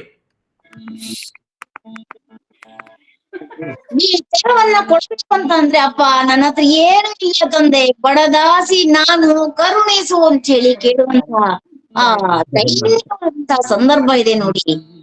ಕರುಣೆಗೆ ಕಿಚ್ಚನ್ನ ಇಡುವಂತಹದ್ದು, ಅಡವಿಡುವುದು ನೋಡಿ. ನಿನ್ನ ಮಾಂಗಲ್ಯ, ನಿನ್ನ ಕೊರಳದಲ್ಲಿರ್ತಕ್ಕಂಥ ಮಾಂಗಲ್ಯವನ್ನ ಅಡವಿಟ್ಟಾದ್ರೂ ಸರಿ ನನಗೆ ತಂದು ತೆರಿಗೆಯನ್ನ ಕೊಡು, ಆನಂದ ಬಿಡಿಸ್ಕೋ ಅಂತೇಳಿ ಹೇಳುವಂತಹ ಮಾತಿಗೆ ಮಾಡ್ತಾಳೆ. ಮಾಂಗಲ್ಯ ಕಾಣುವುದು ಪರಪುರುಷರಿಗೆ ಅಂತೇಳಿ ಹೇಳಿದ್ರೆ ಏನಿದ್ರ ಅರ್ಥ? ಅದರ ಅರ್ಥ ಪಡವಿಪತಿ ಮಡಿದ ಅನ್ನುವಂತಹದ್ದು. ಮಾಂಗಲ್ಯ ಪರರಿಗೆ ಕಾಣಬಾರದು ಅನ್ನುವಂತಹದ್ದು ಮಾತಿದೆ. ಆದ್ರೆ ಈ ಸಂದರ್ಭದಲ್ಲಿ ಮಡಿಲೇಬೇಕು ಅಂತಿದ್ದ. ಆದ್ರೆ ಸತ್ಯ ಹರಿಶ್ಚಂದ್ರ ಎಂತಹ ಒಳ್ಳೆಯವನಾಗಿದ್ನೋ, ಆ ಒಳ್ಳೆತನವನ್ನ ವಿರೋಧ ಮಾಡುವಂತಹ ರೀತಿಯ ಕಾಠಿಣ್ಯವನ್ನ ತೋರ್ತಾ ಇದ್ದಾನೆ. ಅದರ ಅರ್ಥ ಸಂದಿಗ್ಧ ಪರಿಸ್ಥಿತಿಯಲ್ಲಿದ್ದಾನೆ, ನಿಸ್ಸಹಾಯಕನಾಗಿದ್ದಾನೆ, ಏನೂ ಮಾಡದಂತಹ ಸ್ಥಿತಿಯಲ್ಲಿ ಇದ್ದಾನೆ. ಅಂದ್ರೆ ಅವನ ನಿಜವಾದ ವ್ಯಕ್ತಿತ್ವವನ್ನ ಕೊಂದುಕೊಳ್ಳುವಂತಹ ಪರಿಸ್ಥಿತಿಯಲ್ಲಿ ಅವನು ಸಿಲುಕಿದಾನೆ ಎನ್ನುವಂತಹದ್ದು ಒಂದರ್ಥ. ಆದ್ರೆ ರಾತ್ರಿ ಆಗಿದೆ, ಅವನು ಇವನೇನ ಇವಳು ನನ್ನ ಹೆಂಡತಿನ ನನ್ನ ಗಂಡನ ಅನ್ನೋದು ಪರಸ್ಪರ ಇಬ್ರಿಗೂ ಗೊತ್ತಾಗ್ತಾ ಇಲ್ಲ. ಭಯಂಕರ ಅಳುತ್ತಾ ಇದ್ದಾಳೆ. ಅಳುವಂತಹ ಸಂದರ್ಭದಲ್ಲಿ ಮಗುವನ್ನ ಕುರಿತು ಹೇಳ್ತಾಳೆ, ಜಗದ ನವನಿಧಿಗೆ ನೀನು ಆತ್ಮಭವನೇ ಎನ್ನಿಸಿ ಒಂದು ಪಾದದಷ್ಟು ಸ್ಥಳ ಸಿಗದೆ ಸುಡುಗಾಡು ಹಗೆಯಾಯಿತೆ ಎನ್ನುವಂತಹ ಮಾತನ್ನ ಕೇಳಿದಾಗ, ಎಲೆ ಹೆಂಗ್ಸೆ, ಅಧಿಕಾರ ಹೆಸರು ಹೇಳಿದರೆ ಶೋಕಿಸುವ ವೇಳೆಯಲ್ಲೂ ಸುಳ್ಳು ಆಡುವಂತಹ ಯೋಚನೆಯೇ ನಿನಗೆ. ಏನಾಗುವುದು ಗೊತ್ತೇ? ಮನುಷ್ಯನಲ್ವೇ ಅವನು, ಏನೇ ಆದ್ರೂ ಕೋಪ ಬರುತ್ತೆ, ಆದ್ರೂ ಪ್ರಶ್ನೆ ಮಾಡ್ತಾನೆ. ಪ್ರಶ್ನೆ ಮಾಡಿದಾಗ ಹೇಳ್ತಾಳೆ, ನನ್ನ ಮಗ ಇವನು ಹರಿಶ್ಚಂದ್ರ ರಾಜ ಹಿಂದೆ ವರುಣನಿಗೆ ಹರಸ್ಕೊಂಡ್ ನೆಲವನ್ನ ದಾನ ಮಾಡಿ ಪಡೆದಂತವನಪ್ಪ ಅಂದಾಗ ಏನಾಗಬೇಡ. ಹರಿಶ್ಚಂದ್ರನ ಸ್ಥಿತಿ ನೋಡಿ, ಅವನು ಕೊರಗ್ತಾನೆ, ಮರುಗ್ತಾನೆ. ಹರಿಶ್ಚಂದ್ರನ ಚಿತ್ತವನ್ನ ತೊತ್ತಳ ತುಳಿಯುವಂತಹ ಸಂದರ್ಭ ಅದು. ಧೈರ್ಯವನ್ನ ಬರಿದು ಮಾಡ್ತು, ಇಂದ್ರಿಯಗಳನ್ನ ಕದಡ್ತು, ಹೆಮ್ಮೆಯನ್ನ ಕತ್ತರಿಸ್ತು, ದುಃಖವನ್ನ ಒದೆದೆಬ್ಬಿಸ್ತು, ಮರುಕುವನ್ನ ಮಸೆದು ಕಣ್ಣೀರ ಪ್ರವಾಹದ ಕೋಡಿಯನ್ನ ಹರಿಶ್ಚಂದ್ರ ಕೂಡ ಹರಿಸಿದ್ದಾನೆ. ಎರಡೇ ಎರಡು ಮಾತಿನಲ್ಲಿ ಹರಿಶ್ಚಂದ್ರನಂತಹ ಧೈರ್ಯ ನಿಧಿಯೂ ಕೂಡ ಎದೆಯನ್ನ ಬಿರಿದು, ಮುಂದೆ ನೀನಾಳಲಿ ಹದರೆಯ ಅನ್ಯರಿಗಿತ್ತೇನೆಂದು ನುಡಿಸೆಯೋ ಅಂತ ದುಃಖ ಪಡ್ತಾನೆ. ಮತ್ತದಲ್ಲದೆ ಎಮ್ಮಿಬ್ಬರಂ ತಂದು ಲೋಗರಿಗೆ ಮಾರಿದೆ ನುಡಿಸೆಯೋ ಅಂತಾನೆ. ಚಂದ್ರಮತಿಯ ಪ್ರಲಾಪವೂ ಅಷ್ಟೇ ಅಲ್ಲ, ಹರಿಶ್ಚಂದ್ರನು ದುಃಖ ಪಡ್ತಾನೆ.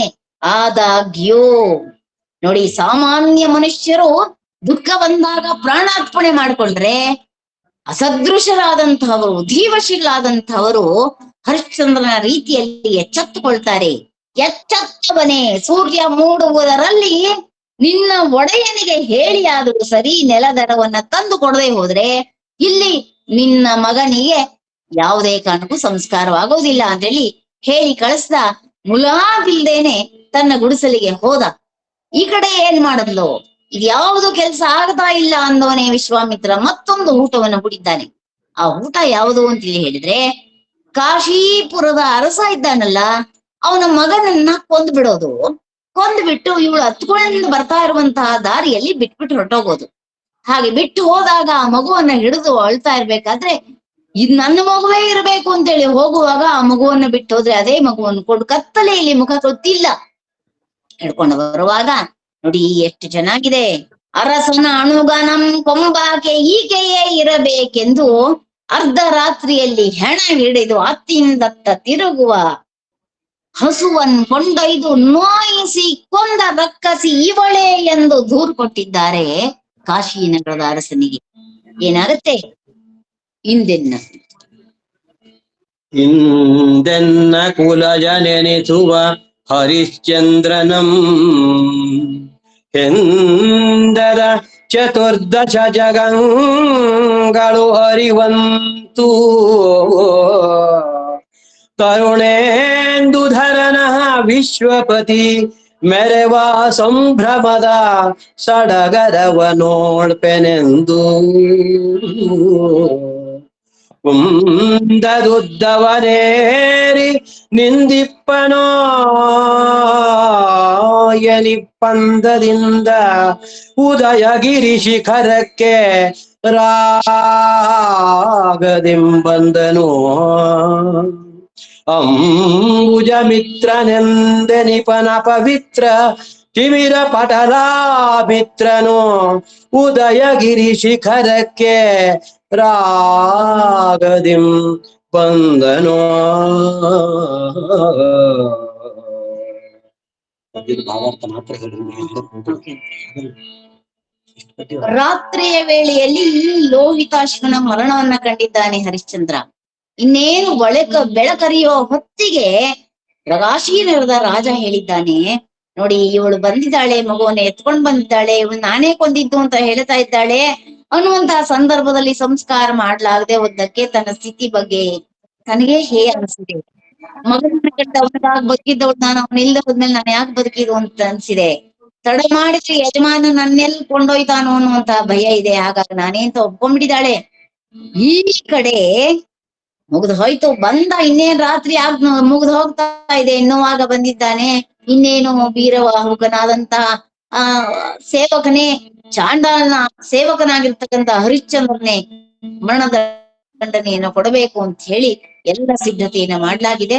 ಹಾಗೆ ಸಿದ್ಧತೆಯನ್ನ ಮಾಡುವಾಗ ನೋಡಿ, ಈರೇಳು ಲೋಕವೂ ಅರಿಯುವಂತೆ ಇಂದು ನನ್ನ ಕುಲಜನ್ಯನ್ನಿಸಿದ ಹರಿಶ್ಚಂದ್ರನನ್ನ ಕಾಶಿ ವಿಶ್ವನಾಥನು ಮೆರೆಸೋದಕ್ಕೋಸ್ಕರ ಸಂಭ್ರಮವನ್ನು ನೋಡುವೆನು ಅಂತ ಹೇಳಿ ಪರ್ವತ ಎತ್ತರಕ್ಕೆ ಏರಿ ನಿಂತಿದ್ದಾನೆ ಅನ್ನುವಂತಹ ರೀತಿಯಿಂದ ಕಮಲಕ್ಕೆ ಮಿತ್ರ ಅಂತ ಹೇಳಿ ಅನ್ಸಿರುವನು. ಅಪವಿತ್ರ ಕತ್ತಲೆಯ ಸ್ವಭಾವಕ್ಕೆ ಶತ್ರುವಾದ ರವಿಯು ಉದಯಗಿರಿಯಲ್ಲಿ ಮೂಡಿದ್ದಾನೆ ಉತ್ಸಾಹದಿಂದ ಅಂತ ಹೇಳಿ ಕವಿ ಹೇಳ್ತಾನೆ. ಎಡಗೈಯ ಬಿಗಿದ ನೇಣಂ ಕೊಯ್ದು ಬಿಸುಟು ನಿಡುದಡದಲ್ಲಿ ಮೂಡ ಮುಂತಾಗಿ ಕುಳ್ಳಿರಿಸಿ ಹಿಂದಡದಲ್ಲಿ ಕುಸಿತು ನೀಡಡಿಗಿಟ್ಟು ನಿಂದು ಖಡ್ಗವ ಸೆಳೆದು ಜಡಿದು ನೋಡಿ ಎಡತಲೆಗೆ ಮೋಹಿ ಕೈ ಎತ್ತಿ ಕಂಧರ ಬರಿಯೇ ಒಡೆಯಲನುವಾದೆನೋ ಒಡೆಯಲನುವಾದೆನೋ ಅನುವಾಗು ಆಗು ಮಡದಿ ನೆನೆ ನಿನ್ನ ದೈವವನು ಬಿಡದೆ ಎನ್ನೊಡೆಯನಂ ಹರಸು ಎಂದನೋ. ರಾಜಾಜ್ಞೆ ಮರಣದಂಡನೆ ಅಂತ ಹೇಳಿ ಅಂತಾಗ ಎರಡು ಕೈಗಳನ್ನ ಸೇರಿಸಿ ಬೆನ್ನಿಗೆ ಎರಡೂ ಕೈಗಳನ್ನ ಸೇರಿಸಿ ಕಟ್ಟಿ ಎಳೆದುಕೊಂಡು ಬಂದು ಸ್ಮಶಾನದಲ್ಲಿ ಬಿಟ್ಟಿದ್ದಾನೆ. ಆಗ ಹರಿಶ್ಚಂದ್ರನಿಗೆ ಬಾಯಿ ಮಾತಿನಿಂದ ಗೊತ್ತಾಗಿದೆ, ಕಾಶಿರಾಜನ ಮಗಳನ್ನ ಕೊಂದವಳು ಇವಳು, ಹಾಗಾಗಿ ಇವಳಿಗೆ ಮರಣದಂಡನೆಯನ್ನು ಕೊಡ್ಬೇಕಾಗಿದೆ, ಇದು ನನ್ನ ಕರ್ತವ್ಯ ಅಂತ ಹೇಳಿ. ರಾತ್ರಿ ಆಗಿರುವ ಕಾರಣ ಮುಖಾಮುಖ ಗೊತ್ತಾಗ್ತಾ ಇಲ್ಲ, ಇವಳೇ ಚಂದ್ರಮತಿ ಅಂತ ಹೇಳಿ ಗೊತ್ತಿಲ್ಲ. ಆದ್ರೆ ರಾಜಾಜ್ಞೆ ಅನ್ನುವಂತ ರೀತಿಯಲ್ಲಿ ವೀರಬಾಹುನ ಆಜ್ಞೆಯಿಂದ ಎಡಗೈಯ ಬಿಗಿದ ನೇಣಂ ಕೊಯ್ದಿದ್ದಾನೆ. ಬೆನ್ನಿಗೆ ಸೇರಿಸಿ ಬಿಗಿದಿದ್ದ ಕೈಗಳನ್ನ ಹಗ್ಗವನ್ನ ಹರಿದು ಬಿಸಾಕ್ದ. ಎತ್ತರವಾದ ದಿಣ್ಣೆಯಲ್ಲಿ ಅವಳ ಮುಖವನ್ನ ಪೂರ್ವಕ್ಕೆ ಮಾಡಿ ಕೂರಿಸಿದ. ತಾನು ಒಂದು ಕಾಲನ್ನ ನೆಲಕ್ಕೆ ಊರಿ ಮತ್ತೊಂದು ಕಾಲನ್ನ ಹಿಂದಕ್ಕೆ ಹಾಕಿ, ಒಂದು ಕಾಲನ್ನ ಊರಿ ಒಂದು ಕಾಲನ್ನ ಹಿಂದಕ್ಕೆ ಹಾಕ್ದ. ತನ್ನ ಖಡ್ಗವನ್ನ ಸೆಳೆದಿದ್ದಾನೆ. ಒಮ್ಮೆ ಬೀಸಿ ನೋಡಿ ಅವಳ ಕುತ್ತಿಗೆಯನ್ನ ಹಿಡಿದು ಹಿಂಭಾಗದ ಕುತ್ತಿಗೆಯನ್ನ ಕೈನಲ್ಲಿ ಮುಟ್ಟಿ ಒಂದು ಗುರುತನ್ನ ಇಟ್ಕೊಂಡು ಕುತ್ತಿಗೆ ಕತ್ತರಿಸುವಂತ ಖಡ್ಗದ ಕೈಯನ್ನ ನೇರವಾಗಿ ಎತ್ತಿ ಹೊಡೆಯಲು ಸಿದ್ಧವಾಗೋದಕ್ಕೋಸ್ಕರ ಹೇಳ್ತಾ ಇದ್ದಾನೆ, ನಾನ್ ಸಿದ್ಧನಾಗಿದ್ದೇನೆ, ನೀನು ಸಿದ್ಧಳಾಗು. ಎಲೈ ಹೆಂಗಸೆ, ನೆನೆದುಕೋ ದೈವವನ್ನು ಬಿಡದೆ ನನ್ನ ಒಡೆಯನನ್ನು ಹರಸು ಅಂತ ಹೇಳಿ ಕೇಳುವಂತಹ ಮಾತಿದೆ ನೋಡಿ. ಇದು ನೀತಿ, ನಿಯಮ, ರಾಜನೀತಿ. ಇದು ರಾಜನಾದಂತವನಿಗೆ ಬೇಕಾಗ್ತಕ್ಕಂತಹ ತತ್ವಗಳು. ಅಂತಹ ಒಡೆಯನ ತತ್ವವನ್ನ ಬೇಟೆಯಾಡಿ ದುಷ್ಟ ಪ್ರಾಣಿಗಳನ್ನ ಸಂಹಾರ ಮಾಡಿ ಸಾಮಾನ್ಯರನ್ನ ಕಾಪಾಡ್ದಿದ್ದಂತಹ ಹರಿಶ್ಚಂದ್ರ ಎಲ್ಲಿ ಇವತ್ತು ತನಗರಿವಿಲ್ಲದೆ ಹೋದಾಗ್ಯೂ ಕೂಡ ತನ್ನ ಮಡದಿಯನ್ನೇ ಶಿರಚ್ಛೇದನ ಮಾಡುವುದಕ್ಕೆ ಮುಂತಾಗಿರ್ತಕ್ಕಂತಹ ಹರಿಶ್ಚಂದ್ರ ಎಲ್ಲಿ ಹಾಗಾಗಿ ಇದು ಊಹಿಸಿಕೊಳ್ಳುವುದಕ್ಕೂ ಕೂಡ ಭಯವಾಗ್ತಕ್ಕಂತಹ ಸನ್ನಿವೇಶವಾದ್ರೂ ಕೂಡ ಈಗ ಸಿದ್ಧನಾಗಿ ಒಂದು ಅವಕಾಶವನ್ನ ಮರಣದಂಡನೆ ಕೊಟ್ಟಾಗ್ಯೂ ಕೂಡ ಕಡೆ ಆಸೆ ಏನು ಅಂತ ಕೇಳ್ತಾರಲ್ಲ, ಹಾಗೆ ಕಡೆ ಆಸೆಯನ್ನ ಕೇಳುವುದಕ್ಕೆ ಮೊದಲು ನೀನು ದೈವವನ್ನ ನೇನೆ ಅಂತ ಹೇಳ್ತಾ ಇದ್ದಾನೆ. ಹಾಗೆ ಆ ಸಮೂಹವೇ ಬೇಡಿಕೊಳ್ಳುವಂತಹ ರೀತಿಯಲ್ಲಿ ಅವಳು ಇನ್ನೇನು ಮರಣದಂಡನೆ ಆಗ್ತಾ ಇದೆ ಅಂತ ಅನ್ನುವಾಗ ಅವಳು ಹೇಗೆ ಕೂತಿದ್ದಾಳೆ ಚಂದ್ರಮತಿ, ನೋಡೋಣ ಬನ್ನಿ. ಬಲಿದ ಪದ್ಮಾಸನಂ ಮುಗಿದ ಅಕ್ಷಿ ಮುಚ್ಚಿದಂಜಲಿ ಬೆರಸಿ ಗುರು ವಸಿಷ್ಠಂಗೆ ಎರಗಿ ಶಿವನ ನಿರ್ಮಲ ರೂಪದೆಲೆದು ಮೇಲಂ ತಿರುಗಿ ನೋಡಿ ಓ ಚಂದ್ರ ಅರ್ಕ ತಾರಂಬರಂ ಕರಿಹರಿಶ್ಚಂದ್ರರಾಯಂ ಸತ್ಯ ಬೆರಸಿ ಬಾಳಲಿ ಮಗಂ ಮುಕ್ತನಾಗಲಿ ಮಂತ್ರಿ ನೆನೆದುದಾಗಲಿ ರಾಜ್ಯದೊಡೆಯ ವಿಶ್ವಾಮಿತ್ರ ನಿತ್ಯನಾಗಲಿ ಹರಕೆ ಹೊಡೆ ಹೊಡೆ ಹೊಡೆ ಎಂದಳು. ಲೌಕಿಕದ ಎಲ್ಲ ಆಸೆಗಳನ್ನ ತೊರೆದು ಬಿಟ್ಟಿದ್ದಾಳೆ. ಆದಾಗ್ಯೂ ತನ್ನ ಕುಲದ ಬಗ್ಗೆ, ತನ್ನ ಕುಲದ ಗುರುವಿನ ಬಗೆಗೆ ಎಂತಹ ಪ್ರೀತಿ, ಎಂತಹ ಭಕ್ತಿ ಹೇಳ್ತಾ ಇದ್ದಾಳೆ. ಪದ್ಮಾಸನಸ್ಥಳಾಗಿ ಕುಳಿತಂತಹ ಚಂದ್ರಮತಿ ಕಣ್ಣುಗಳನ್ನ ಮುಚ್ಚಿಕೊಂಡ್ಲು. ಕೈಗಳಿಂದ ಮುಗಿದಿರುವ ಕೈಗಳಿಂದ ಕೂಡಿದಂತಹ ಚಂದ್ರಮತಿ ಗುರು ವಸಿಷ್ಠನಿಗೆ ನಮಸ್ಕಾರ ಮಾಡ್ತಾಳೆ. ಶಿವನ ನಿರ್ಮಲ ರೂಪವನ್ನ ನೆನೀತಾಳೆ. ಮೇಲಕ್ಕೆ ತಿರುಗಿ ನೋಡಿ ಎಲ್ಲ ನಕ್ಷತ್ರ ಕಾಯಿಗಳಿಗೆ ನಮಸ್ಕಾರ ಮಾಡ್ತಾಳೆ. ಈಗ ಹೇಳ್ತಾಳೆ, ಹರಿಶ್ಚಂದ್ರ ರಾಜನು ಸತ್ಯದಿಂದ ಬಾಳಲಿ, ಮಗನು ಮುಕ್ತನಾಗಲಿ. ಇಲ್ಲಿ ಮುಕ್ತನಾಗಲಿ ಎನ್ನುವಂತಹದ್ದು ಬೇಕಿತ್ತೋ ಬೇಡವೋ ನನಗನ್ಕೋ ಗೊತ್ತಾಗ್ತಾ ಇಲ್ಲ. ಆದಾಗ್ಯೂ ಮುಕ್ತನಾಗಲಿ ಎನ್ನುವಂತಹ ಮಾತನ್ನ ಹೇಳ್ತಾಳೆ. ಮಂತ್ರಿ ವಸು ಸತ್ಯಕೀರ್ತಿ ಏನಿದ್ದಾನೆ, ಪಾಪ ನಮ್ಮ ಜೊತೆಯಲ್ಲೇ ಇರುವಂತವನು, ಅವನು ನೆನೆಸಿಕೊಂಡಿದ್ದಾಗ್ಲಿ ಈಗ ರಾಜ್ಯದ ಒಡೆಯನಾಗಿರ್ತಕ್ಕಂಥ ವಿಶ್ವಾಮಿತ್ರ ಶಾಶ್ವತನಾಗಿರಲಿ ಎನ್ನುವಂತಹ ಪ್ರಾರ್ಥನೆಯನ್ನು ಮಾಡಿ ಹರಕೆ ಹೊಡೆ ಹೊಡೆ ನಾನು ಸಿದ್ಧನಾಗಿದ್ದೇನೆ ಅಂತ ಅಂದಾಗ, ಆಗ ಕತ್ತಲೆಯಲ್ಲಿ ಬೇರೆ ಯಾರೋ ಕಾಶಿರಾಜನ ಮಗನನ್ನ ಕೊಂದಂತವಳು ಬಂದಿದ್ದಾಳೆ, ಅವಳಿಗೆ ಶಿರಚ್ಛೇದ ಮಾಡ್ತೀನಿ ಅಂತ ಅನ್ಕೊಂಡು ಹೊರಟಿದ್ದ. ಆ ಕ್ಷಣದಲ್ಲಿ ತನ್ನ ಮಾಡದಿಯೇ ಅಂತ ಹೇಳಿ ಗೊತ್ತಾದಾಗ ಹರಿಶ್ಚಂದ್ರನಿಗೆ ಬರುವಂತಹ ಈ ಕಷ್ಟ ಪರಂಪರೆ ಇದೆಯಲ್ಲ, ನಮ್ಮ ಹೃದಯವನ್ನೇ ಜಗ್ಗಿಸಿ ನೀರ್ ಮಾಡಿಬಿಡತ್ತೆ ಅಲ್ವೇ. ಹೀಗಿರುವಾಗ ಹರಕೆಯನ್ನ ಕೇಳಿದಂತ ಹರಿಶ್ಚಂದ್ರನ ನೋಡಿ, ಹರಕೆಯಂ ಕೇಳಿ ಹೌವನೆ ಹಾರಿ ಬೆರಗಾಗಿ ಮರವಟ್ಟು ನಿಂದು ಬಾಪುರೇ ವಿಧಿಯ ಮುಡಿಸೇ ಹೋದ ಇರುಳು ಎನ್ನ ಸುತನ ದುರ್ಮರಣಮಂತೋರೆ ಕೈಯೊಡನೆ ಮತ್ತೀಗಳ್ ಎನ್ನ ವರಸತಿಯ ತಲೆಯನು ಆನು ಎನ್ನ ಕೈಯಾರೆ ಪಿಡಿದು ಅರಿವಂತೆ ಮಾಡಿದೆ. ಇದಕ್ಕೆ ನಾನಿನಿತು ಹೇವರಿದುವವನಲ್ಲ, ಪತಿಯಾಜ್ಞೆ ಉಳಿದಡೆ ಸಾಕು, ಪತಿಯಾಜ್ಞೆ ಉಳಿದಡೆ ಸಾಕು ಸಾಕೆನೊತ್ತ ಕೊನಲು ಅನುವಾದನೋ. ವಿಧಿಯ ಆಟದ ಮುಂದೆ ಎದೆಗೊಟ್ಟು ನಿಲ್ಲುವಂತಹ ಸಾಮರ್ಥ್ಯ ಸಾಮಾನ್ಯರಿಗೆ ಇರೋದಿಲ್ಲ ಅಲ್ವೇಪ. ಹಾಗಿರುವಾಗ ಆದರೆ ಹರಿಶ್ಚಂದ್ರ ಏನಿದ್ದಾನೆ, ಚಂದ್ರಮತಿಯ ಹರಕೆಯನ್ನ ಕೇಳಿದ ಆ ಕ್ಷಣವೇ ಎದೆ ಒಡೆದು ಹೋಯ್ತವನಿಗೆ. ಹೌವು ಹಾರಿದ, ಬೆಕ್ಕಸ ಬೆರಗಾದ, ಅಳುಕದ. ಆದರೆ ಜೀವಶಿಯಲ್ವೇ ಕ್ಷಣ ಮಾತ್ರದಲ್ಲಿ ಮನಸ್ಸನ್ನ ಹಿಡಿತಕ್ಕೆ ತಂದುಕೊಂಡ.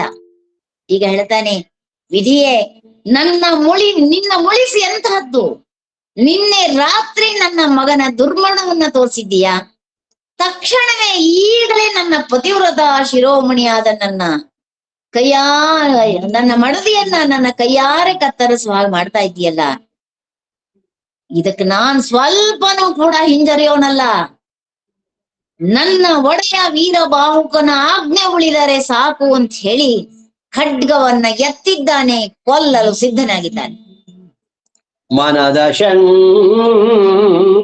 ನುಡಿದು ಹೊಡೆಯಲು ಅನುವಾದ ಭೂಪನ ಭಾವಮಂ ಕಂಡು ಹೊಡೆಯಬೇಡ ಎನ್ನ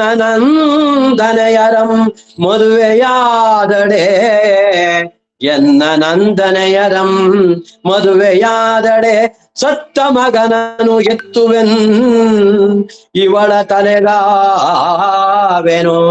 ವಿನಯದಿಂ ಕೊಂಡ ಧನಮಂ ಕೊಟ್ಟು ನಿನ್ನ ಬಂಧನ ಮೋಕ್ಷಮಂ ಮಾಡಿ ರಾಜ್ಯಮಂ ಪೊಗಿಸಿ ಮುನ್ನಿನ ಪರಿಯಲಿರಿಸುವೆನ್ ಕೇಳೆಂದನು ಅಂಬರದೊಳಿದ್ದು ವಿಶ್ವಾಮಿತ್ರನು. ಹೆಂಡತಿ ಮಗ ಅನ್ನುವಂತಹ ವ್ಯಾಮೋಹವನ್ನ ಕಳಿಸಿಕೊಂಡು ಗಟ್ಟಿಯಾದ ನಿಷ್ಠುರ್ನಾದಂತಹ ಹರಿಶ್ಚಂದ್ರ ಸಂಶಯವನ್ನ ತೊಡೆದು ಹೊಡೆಯೋದಕ್ಕೆ ಸಿದ್ಧನಾಗೇ ಬಿಟ್ಟ. ಅಯ್ಯೋ ಹೊಡೆದೇ ಬಿಡ್ತಾನೆ ಅಂತ ಅನಿಸ್ತು. ಹೊಡಿಬೇಡಪ್ಪ, ವಿಶ್ವಾಮಿತ್ರ ಹೇಳ್ತಾ ಇದ್ದಾನೆ, ಹೊಡಿಬೇಡ, ನಂದೊಂದ್ ಮಾತನ್ನ ಕೇಳ್ತೀಯ? ಸತ್ತ ಮಗನನ್ನೂ ಬದುಕಿಸ್ಕೊಡ್ತೀನಿ, ಇನ್ನೇನು ಕೊರಳು ಕೊಡುವಂತ ಹೆಂಡತಿಯನ್ನು ಕೂಡ ಜೀವದಾನ ಮಾಡಿಬಿಡ್ತೀನಿ. ಆದ್ರೆ ನನ್ನ 2 ಹೆಣ್ಮಕ್ಳನ್ನ ಮದುವೆ ಮಾಡ್ಕೋ ಅಂತ ಹೇಳ್ತಾ ಇದ್ದೀನಲ್ಲ, ಅಂದ್ಬಿಡಿ ಸಾಕು, ನಿನ್ನ ಹತ್ರ ತೆಗೆದುಕೊಂಡಿರುವಂತ ಎಲ್ಲ ಸಕಲ ಸಂಪತ್ತನ್ನೂ ಸಹ ಪ್ರೀತಿಯಿಂದ ನಿನಗೆ ವಾಪಸ್ ಕೊಟ್ಬಿಡ್ತೀನಿ ಅಂತ ಹೇಳುವಂತ ಪ್ರಲೋಭನೆಯನ್ನ ಒಡ್ತಾ ಇದ್ದಾರೆ ವಿಶ್ವಾಮಿತ್ರರು. ಆದ್ರೆ ಕೇಳ್ತಾನೇನು, ಸಾಮಾನ್ಯರಾದ್ರೆ ಇಂತಹ ಪ್ರಲೋಭನೆಗಳಿಗೆ ಒಂದ್ ತಗೊಂಡ್ರೆ ಒಂದ್ ಫ್ರೀ ಅಂತ ಹೇಳಿ ನಾವು ಓಡೋಗ್ಬಿಡ್ತೀವಿ. ಆದ್ರೆ ಹರಿಶ್ಚಂದ್ರ ಹಾಗಲ್ಲ. ಹಾಗಾಗಿ ಅವನು ಏನ್ ಮಾಡ್ದ ನೋಡೋಣ. ತಿರುಗಿ ಮೇಲಂ ನೋಡಿ ಕಂಡು ಇದೇನ್ ಮುನಿ ನಿಮ್ಮ ಹಿರಿಯ ತನಕೆ ಈ ಮಾತು ಯೋಗ್ಯವೇ? ಕೇಳಿ ಎನ್ನ ಸಿರಿ ಪೋದಡೇನೋ ರಾಜ್ಯಂ ಪೋದಡೇನೋ ನಾನು ಹಾರ ಸಾರಿದ್ದಡೇನೋ ವರಪುತ್ರನು ಹಸುವಳಿದು ಪೋದಡೇನೋ ನಾನು ಎನ್ನ ತರುಣಿಯಂ ಕೊಂದೆ ಸತ್ಯವನು ಬಿಟ್ಟಿರೆನು ಎನಿಸಿದಡೆ ಸಾಕು ಎಂದು ಎತ್ತಿ ಹಿಡಿದ ಖಡ್ಗವಂ ಜಡಿಯುತ್ತ ಇಂತೆಂದನೋ.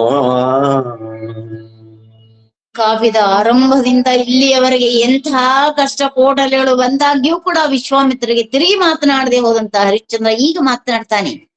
ತಿರುಗಿ ಮೇಳನ್ನು ನೋಡಿ ಕಂಡು ಇದೇನು ಮುನಿ ನಿಮ್ಮಯ ಹಿರಿಯತನಕ್ಕೆ ಈ ಮಾತು ಯೋಗ್ಯವೇ ಅನ್ನುವಾಗ ಬಹುಶಃ 2 ಧ್ವನಿ ಕೇಳತ್ತೆ. ಓಹೋ, ನಿಮ್ಮ ಕಪಟವೇ ಅನ್ನುವಂತ ವ್ಯಂಗ್ಯ ಒಂದ್ ಕಡೆ ತೋರಿದ್ರೆ, ಇದೆಲ್ಲ ನನ್ನ ದುಷ್ಕರ್ಮ ವಶದಿಂದ ಆಯ್ತು ಅಂತ ನಾನು ಭಾವಿಸಿದ್ನಲ್ಲ, ಹೀದ್ಯೋ ಇರ್ಲಿ ಕೇಳಿ ನನ್ನ ಮಾತನ್ನ ಅಂತ ಹೇಳ್ತಾ ಇದ್ದಾನೆ ಹರಿಶ್ಚಂದ್ರ. ಎನ್ನ ಸಿರಿ ಹೋದರೇನು, ರಾಜ್ಯವೇ ಹೋದ್ರೇನು, ನಾನಾರನ್ನು ಸೇರಿದ್ರೇನು, ಸುತ ಮರಣ ಹೊಂದಿದರೇನು, ನಾನೇ ನನ್ನ ಸತಿಯನ್ನು ಕೊಂದರೇನು, ನಾನು ಸತ್ಯವನ್ನು ಬಿಟ್ಟಿರುವುದಿಲ್ಲ ಎನ್ನಿಸಿಕೊಂಡ್ರೆ ಸಾಕು ಎಂದು ಎತ್ತಿ ಹಿಡಿದ ಖಡ್ಗವನ್ನ ಬೀಸ್ತಾ ಹೀಗೆ ಹೇಳ್ತಾನೆ.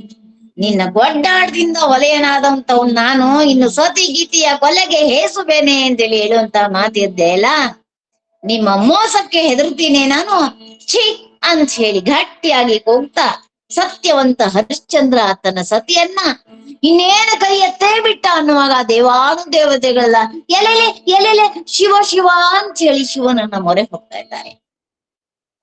ಹೊಡೆದ ಕಡುಗದ ಬಾಯ ಕಡೆಯ ಹೊಡೆಗಳನಂತೂ ಮಡದಿ ಎಡಗೊರಳ ನಡು ಒಡಸಿ ಮೂಡಿದನು. ಕೆಂಜಡೆಯ ಶಶಿಕಳೆಯ ಸುರ ನದಿಯ ಬಿಸಿಗಣ್ಣ ಫಣಿಕುಂಡರದ ಪಂಚಮುಖದ ಎಡದ ಗಿರಿಜೆಯ ತಳಿತ ದಶಭುಜದ ಹುಲಿದೊಗಲಿನುಡುಗೆಯ ಮಹಾವಿಷ್ಣು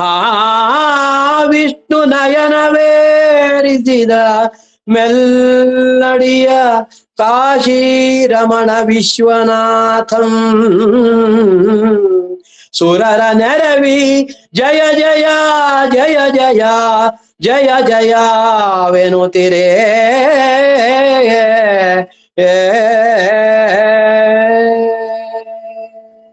ಹಾಗೆ ಎತ್ತಿ ಕೈ ಎತ್ತಿ ಹೊಡಿತಾ ಇರುವಂತಹ ಸಂದರ್ಭದಲ್ಲಿ ಆ ಖಡ್ಗದ ಮತ್ತೆ ಚಂದ್ರಮತಿಯ ಕುತ್ತಿಗೆಯ ಭಾಗದ ನಡುವೆ ಬಂದಂತಹ ಖಡ್ಗವನ್ನ ಹಿಡಿದಿದ್ದಾನೆ. ಹಿಡಿದು ಅಂತಂಜಲಿ ಹೇಳ್ತಾ ಇದ್ದಾನೆ ಕವಿ.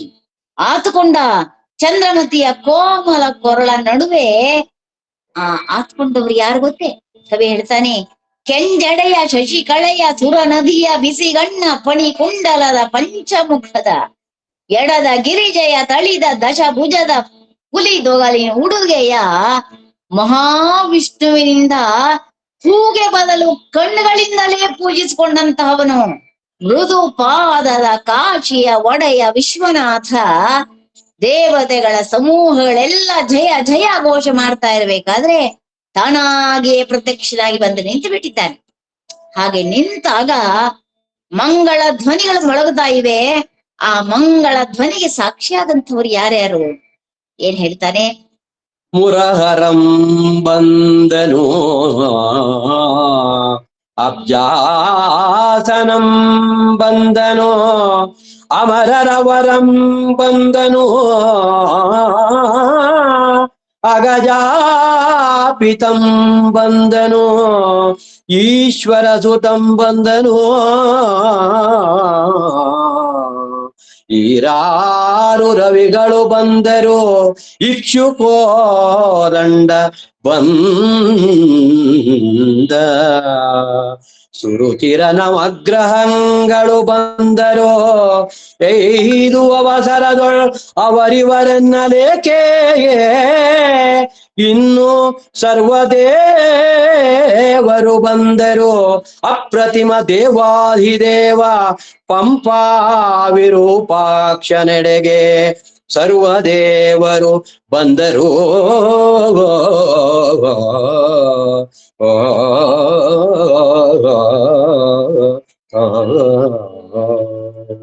ಯಾರ್ಯಾರು ಬಂದ್ರು? ಈ ಸುಂದರವಾದಂತಹ ಕ್ಷಣವನ್ನ ಈಕ್ಷಣೆ ಮಾಡುವುದಕ್ಕೆ ಮುರಹರ ಮುರ ಎಂಬತಕ್ಕಂತಹ ರಾಕ್ಷಸರನ್ನ ಕೊಂದಂತಹ ಕೃಷ್ಣ ಬಂದಿದ್ದಾನೆ. ಅಬ್ಜಾಸನ ಬ್ರಹ್ಮ ಬಂದಿದ್ದಾನೆ. ಅಷ್ಟೇ ಅಲ್ಲ, ದೈವ ಒಲಿಯುವುದಾದರೆ ಸ್ಥಳ ಯಾವ್ದಾದ್ರೆ ಏನ್ರಿ? ಎಲ್ಲ ದೇವಾನುದೇವತೆಗಳು ಬಂದಿದ್ದಾರೆ. ಬ್ರಹ್ಮ, ಗಣೇಶ್ವರ, ಅಷ್ಟಲೋಕೇಶ್ವರರು, ಅಷ್ಟಮೂರ್ತಿಗಳು, ಅಷ್ಟವಸುಗಳು, ನವಬ್ರಹ್ಮರು, ದೇವತೆಗಳು, ಮುನ್ಶ್ರೇಷ್ಠರು, ಯಕ್ಷ, ಗಂಧರ್ವ, ಮಯೂರರು,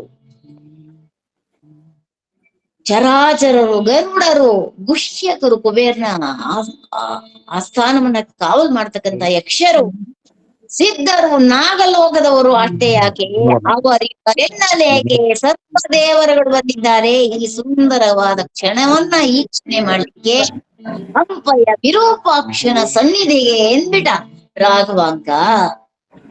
ಕುಡಿದೌಷಧಂ ಬಾಯಿಗೆ ನಿಗ್ರಹಂ ಮಾಡಿ ತಾಳ್ದ ಒಡಲಿಂಗೆ ಸುಖವನೀವಂತೆ ಲೋಕದ ಕಣ್ಗೆ ಕಡು ಮುಳಿದರಂತೆ ತೋರಿಸಿ ಸತ್ಯ ಶುದ್ಧ ಒಪ್ಪನ್ನೆಗಂ ಕಾಡಿ ನೋಡಿ ಕಡೆಯೊಳು ಹರಿಶ್ಚಂದ್ರರಾಯಂಗೆ ಗಣವೆರಸಿ ಮೃಡನ ನೆಡತಂದೆತ್ತೋ ಕೀರ್ತಿಯಂ ಮೂ ಜಗದ ಕಡೆಗೆ ಹರಹಿದ ಮುನಿವರೇಣ್ಯ ವಿಶ್ವಾಮಿತ್ರ ಬಂದನು ವಸಿಷ್ಠ ಸಹಿತ ಮುನಿವರೇಣ್ಯ ವಿಶ್ವಾಮಿತ್ರ ಬಂದನು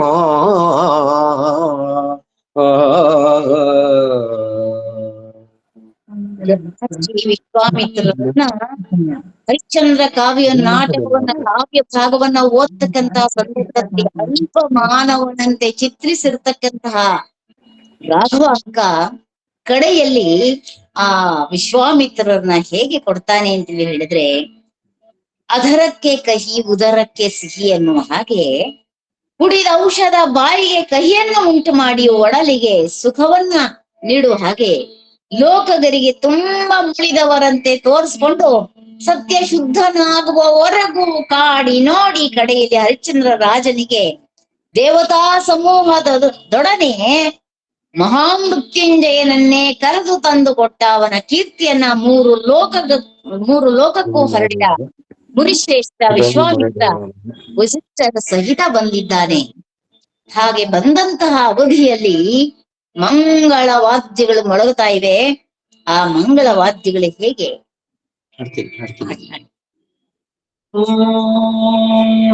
ಅಂಬರದ ಸುರರು ಅಂಬರದ ಸುರರು ಪೂಮಳೆಗರೆಯೇ ತುರುಗಿದ ಕದಂಬವು ಎಡೆಬಿಡದೆ ಪೂರೈಪ ಶಂಖದ ಹೊಯ್ಯುವ ತಂಬಟದ ಸೂಳೈದ ನಿಸ್ಸಾಳ ಒಡೆದ ಬೇರಿಗಳ ಬಿರುದೆತ್ತಿ ಕರೆವ ಕೊಂಬುಗಳ ಬಾರಿಸುವ ಹಲ ಕೆಲವು ವಾದ್ಯನಿ ಕೊರುವ ಮಹಾರವದ ಸಡಗರದ ಸಂಭ್ರಮಾಡಂಬರದ ನಡುವೆ ತೆಗೆದು ಅಪ್ಪಿಕೊಂಡಂ ಹರಿಶ್ಚಂದ್ರನಂ ಗಿರಿಜೇಶನು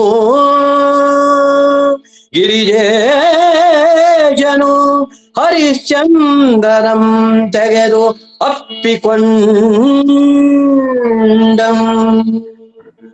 ಎಲ್ಲ ದೇವಾನುದೇವತೆಗಳು ಹೂಮಳೆಗಳನ್ನ ಕರಿತಾ ಇದ್ದಾರೆ. ತುಂಬಿದಂತಹ ಸಮೂಹ ಎಡೆ ಬಿಡದೆ ಮಂಗಳ ವಾದ್ಯಗಳನ್ನ ಮೊಳಗಿಸ್ತಾ ಇವೆ. ಶಂಖ, ತಂಬಟೆ, ನಗಾರಿ, ಹೊಡೆವ ಬೇರಿಗಳ ಬಿರುದುಗಳನ್ನ ಎತ್ತಿ ಕರೆಯುವ ಕಹಳೆಯನ್ನ ಊದುವಂತಹ ಹಲ ಕೆಲವು ವಾದ್ಯ ಸಮುದಾಯದಿಂದ ಮಹಾಶಬ್ದಗಳ ಸಡಗರ ಸಂಭ್ರಮ ಮೂಡ್ತಾ ಇರಬೇಕಾದ್ರೆ ನಡುವೆ ಗಿರಿಜೇಶ ಹರಿಶ್ಚಂದ್ರನನ್ನ ಅಪ್ಪ ಸತ್ಯವಂತ ಮೆಚ್ಚಿದೆ ಮಗನೇ ಅಂತ ಹೇಳಿ ಬಾಚಿ ತಪ್ಪಿಕೊಂಡಿದ್ದಾನೆ, ಅಪ್ಪಿಕೊಂಡಿದ್ದಾನೆ. ಆ ಅಪ್ಪಿಕೊಂಡಂತಹ ಅವಧಿಯಲ್ಲಿ ಹರಿಶ್ಚಂದ್ರನೇ ಆದಂತಹ ದಿಗ್ಭ್ರಮೆ ಏನು ನೋಡೋಣ ಬನ್ನಿ. ಘನ ಸತ್ಯವೇ ಜೀವವು ಘನ ಸತ್ಯವೇ ಜೀವವು ಎಂದಿರ್ದ ನಿನ್ನ ಹೊಲೆಯನ ಸೇವೆ ಗುರು ಸೇವೆ ಹೊತ್ತ ಹೊಲವೇಶ ಪಾವನ ಪುಣ್ಯವೇಶ ಸುಡುಗಾಡ ರಕ್ಷಿಸುವ ಇರವು ತಾ ಯಜ್ಞ ರಕ್ಷ ಇರವು ಅನುದಿನಂ ಭುಂಜಿಸಿದ ಶವದ ಶಿರದಕ್ಕಿಯಲ್ಲ ಅನಪೇಯ ಚಾಂದ್ರಾಯಣಂ ಪುತ್ರನ ಅಳಿವು ಜನ್ಮನಿಕಾಯದಳಿವು ಅಂಗನಾಹನನ ಮಾಯಾಹನನವೋ ಅಂಜಬೇಡ ಅಂಜಬೇಡ ಅಂಜಬೇಡ ಎಂದನೋ. ನೋಡಿ, ಸಾಕ್ಷಾತ್ ಹರಿಶ್ಚಂದ್ರ ಶಿವನ ಜೊತೆಯಲ್ಲಿ ಮಾತನಾಡ್ತಾ ಇದ್ದಾನೆ. ಅಪ್ಪ, ಚಾಂಡಾಲನ ಸೇವೆಯನ್ನ ಮಾಡ್ಕೊಂಡಂತವನ್ ನಾನು, ಹೊಲೆಯ ವೇಷವನ್ನ ತೊಟ್ಟಂತವನ್ ನಾನು, ಶವದ ಶಿರದ ಅಕ್ಕಿಯನ್ನ ಊಟ ಮಾಡಿ ಬದುಕದಂತವನ್ ನಾನು, ಮಗ ಮಡದ್ರೆ ಅವನ ಕಾಲದಲ್ಲಿ ಎಳೆದವನು, ಮಹಾಸತಿಯಾದ ಮಡದಿಯನ್ನೇ ಕೊಲ್ಲುವುದಕ್ಕೆ ಹೊರಟಂತಹ ನೀಚ ನಾನು. ಇಂತಹ ಮೂರ್ಖನಾಗಿರುವಾಗ ನಾನಿರುವಂತಹ ಜಾಗಕ್ಕೆ ನೀವು ಯಾತಕ್ಕೆ ಬಂದ್ರಿ ಅಂತ ಕೇಳಿದ್ರೆ ಶಿವ ಮಾತನಾಡ್ತಾ ಇದ್ದಾನೆ. ಸಾಕ್ಷಾತ್ ಪರಶಿವ ಸಮಾಧಾನಿಸಿದಂತ ಬಗೆ ಈ ರೀತಿಯಾಗಿದೆ. ಏನಂದೆ ಅದೆಲ್ಲ ಹೇಳ್ಬಿಡಪ್ಪ. ಘನ ಸತ್ಯವೇ ಜೀವ ಅಂತ ಹೇಳಿ ಅಂದ್ಕೊಂಡಿದ್ನಂತವನ್ ನೀನು. ನಿನ್ನ ಹೊಲೆಯನ ಸೇವೆ ಅಂತ ಅಂದ್ಯಲ್ಲ, ಅದು ನೀನು ಮಾಡಿದಂತಹ ಗುರು ಸೇವೆ. ಹೊತ್ತ ಹೊಲೆಯನ ವೇಷ ಇದೆಯಲ್ಲ, ಇದು ಪಾವನದ ಪುಣ್ಯದ ವೇಷಪ್ಪ. ಇದು ಸುಡುಗಾಡನ್ನ ರಕ್ಷಿಸಿದ ಸ್ಥಿತಿ ಇದೆಯಲ್ಲ, ಇದು ಯಜ್ಞ ರಕ್ಷಣೆಯ ಇರುವ. ಪ್ರತಿದಿನ ಊಟ ಮಾಡಿದ ಅಕ್ಕಿ ಇದೆಯಲ್ಲ, ಅದು ಅಯೋಗ್ಯವಲ್ಲ. ಅದು ಚಾಂದ್ರಾಯಣ ವ್ರತವನ್ನ ಮಾಡಿ ಪ್ರಸಾದ ಅಂತೇಳಿ ಸ್ವೀಕರಿಸುವಂತಹ ಚರು ಅದು.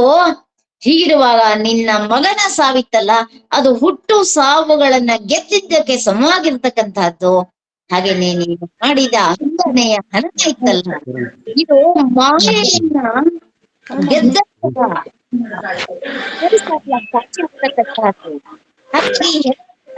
ಹಚ್ಚಬೇಡ. ಭಗವಂತನಿಗೆ ಸಮಾಧಾನವನ್ನ ಹೇಳಿ ಕರೆದಿದ್ದಾನೆ, ಹೇಳಿದ್ದಾನೆ. ಲೋಹಿತ ಶ್ವಾಶ್ವ ಅಂಕ ಅಂತ ಹೇಳಿ ಕರೆದ್ರೆ ಅವನು ನಿದ್ರೆ ತಿಂದವನಂತೆ ಎತ್ತಿದ್ದಾನೆ. ಕೊಲೆಯ ಅಂತಂದ್ರೆ ಯಾವುದು ಅಸಹ್ಯ, ಯಾವುದು ತಪ್ಪು, ನಿನ್ನದು ಯಾವುದೂ ತಪ್ಪಿಲ್ಲ, ತಪ್ಪಾದಂತಹದ್ದು ಇದೆ ಹೇಳ್ತಾರೆ. ಯಾವುದು ಅತಿ ಹುಸಿಯುವ ಹೊಲೆಯ, ಅತಿ ಹುಸಿವ ಯತಿ ಹೊಲೆಯ, ಹುಸಿ ಅಧಿಕ ಹೊಲೆಯನು ಉನ್ನತ ಯತಿವರೆನು. ಅತಿ ಹುಸಿವ ಯತಿ ಹೊಲೆಯ, ಹುಸಿ ಅಧಿಕ ಹೊಲೆಯನು ಉನ್ನತ ಯತಿವರನು. ಹುಸಿದು ಮಾಡುವ ಮಹಾಯಜ್ಞ ಶತವೈದೆ ಪಂಚಪಾತಕ. ಸತ್ಯವೆರಸಿದ ನ್ಯಾಯವದು ಲಿಂಗಾರ್ಚನೆ. ಶ್ರುತಿ ಮತವು ಇದು ಶ್ರುತಿ ಮತವೋ ಎನ್ನಾಜ್ಞೆ. ನಿನ್ನಂತೆ ಸತ್ಯರು ಈ ಕ್ಷಿತಿಯೊಳಗಿನ್ನಾರುಂಟೋ. ನಿನ್ನಂತೆ ಸತ್ಯರು ಈ ಕ್ಷಿತಿಯೊಳಗಿನ್ನಾರುಂಟು. ಹೇಳೆಂದು ಪಾರ್ವತೀಪತಿ ಹರಿಶ್ಚಂದ್ರನಂ ತಲೆದಡವಿ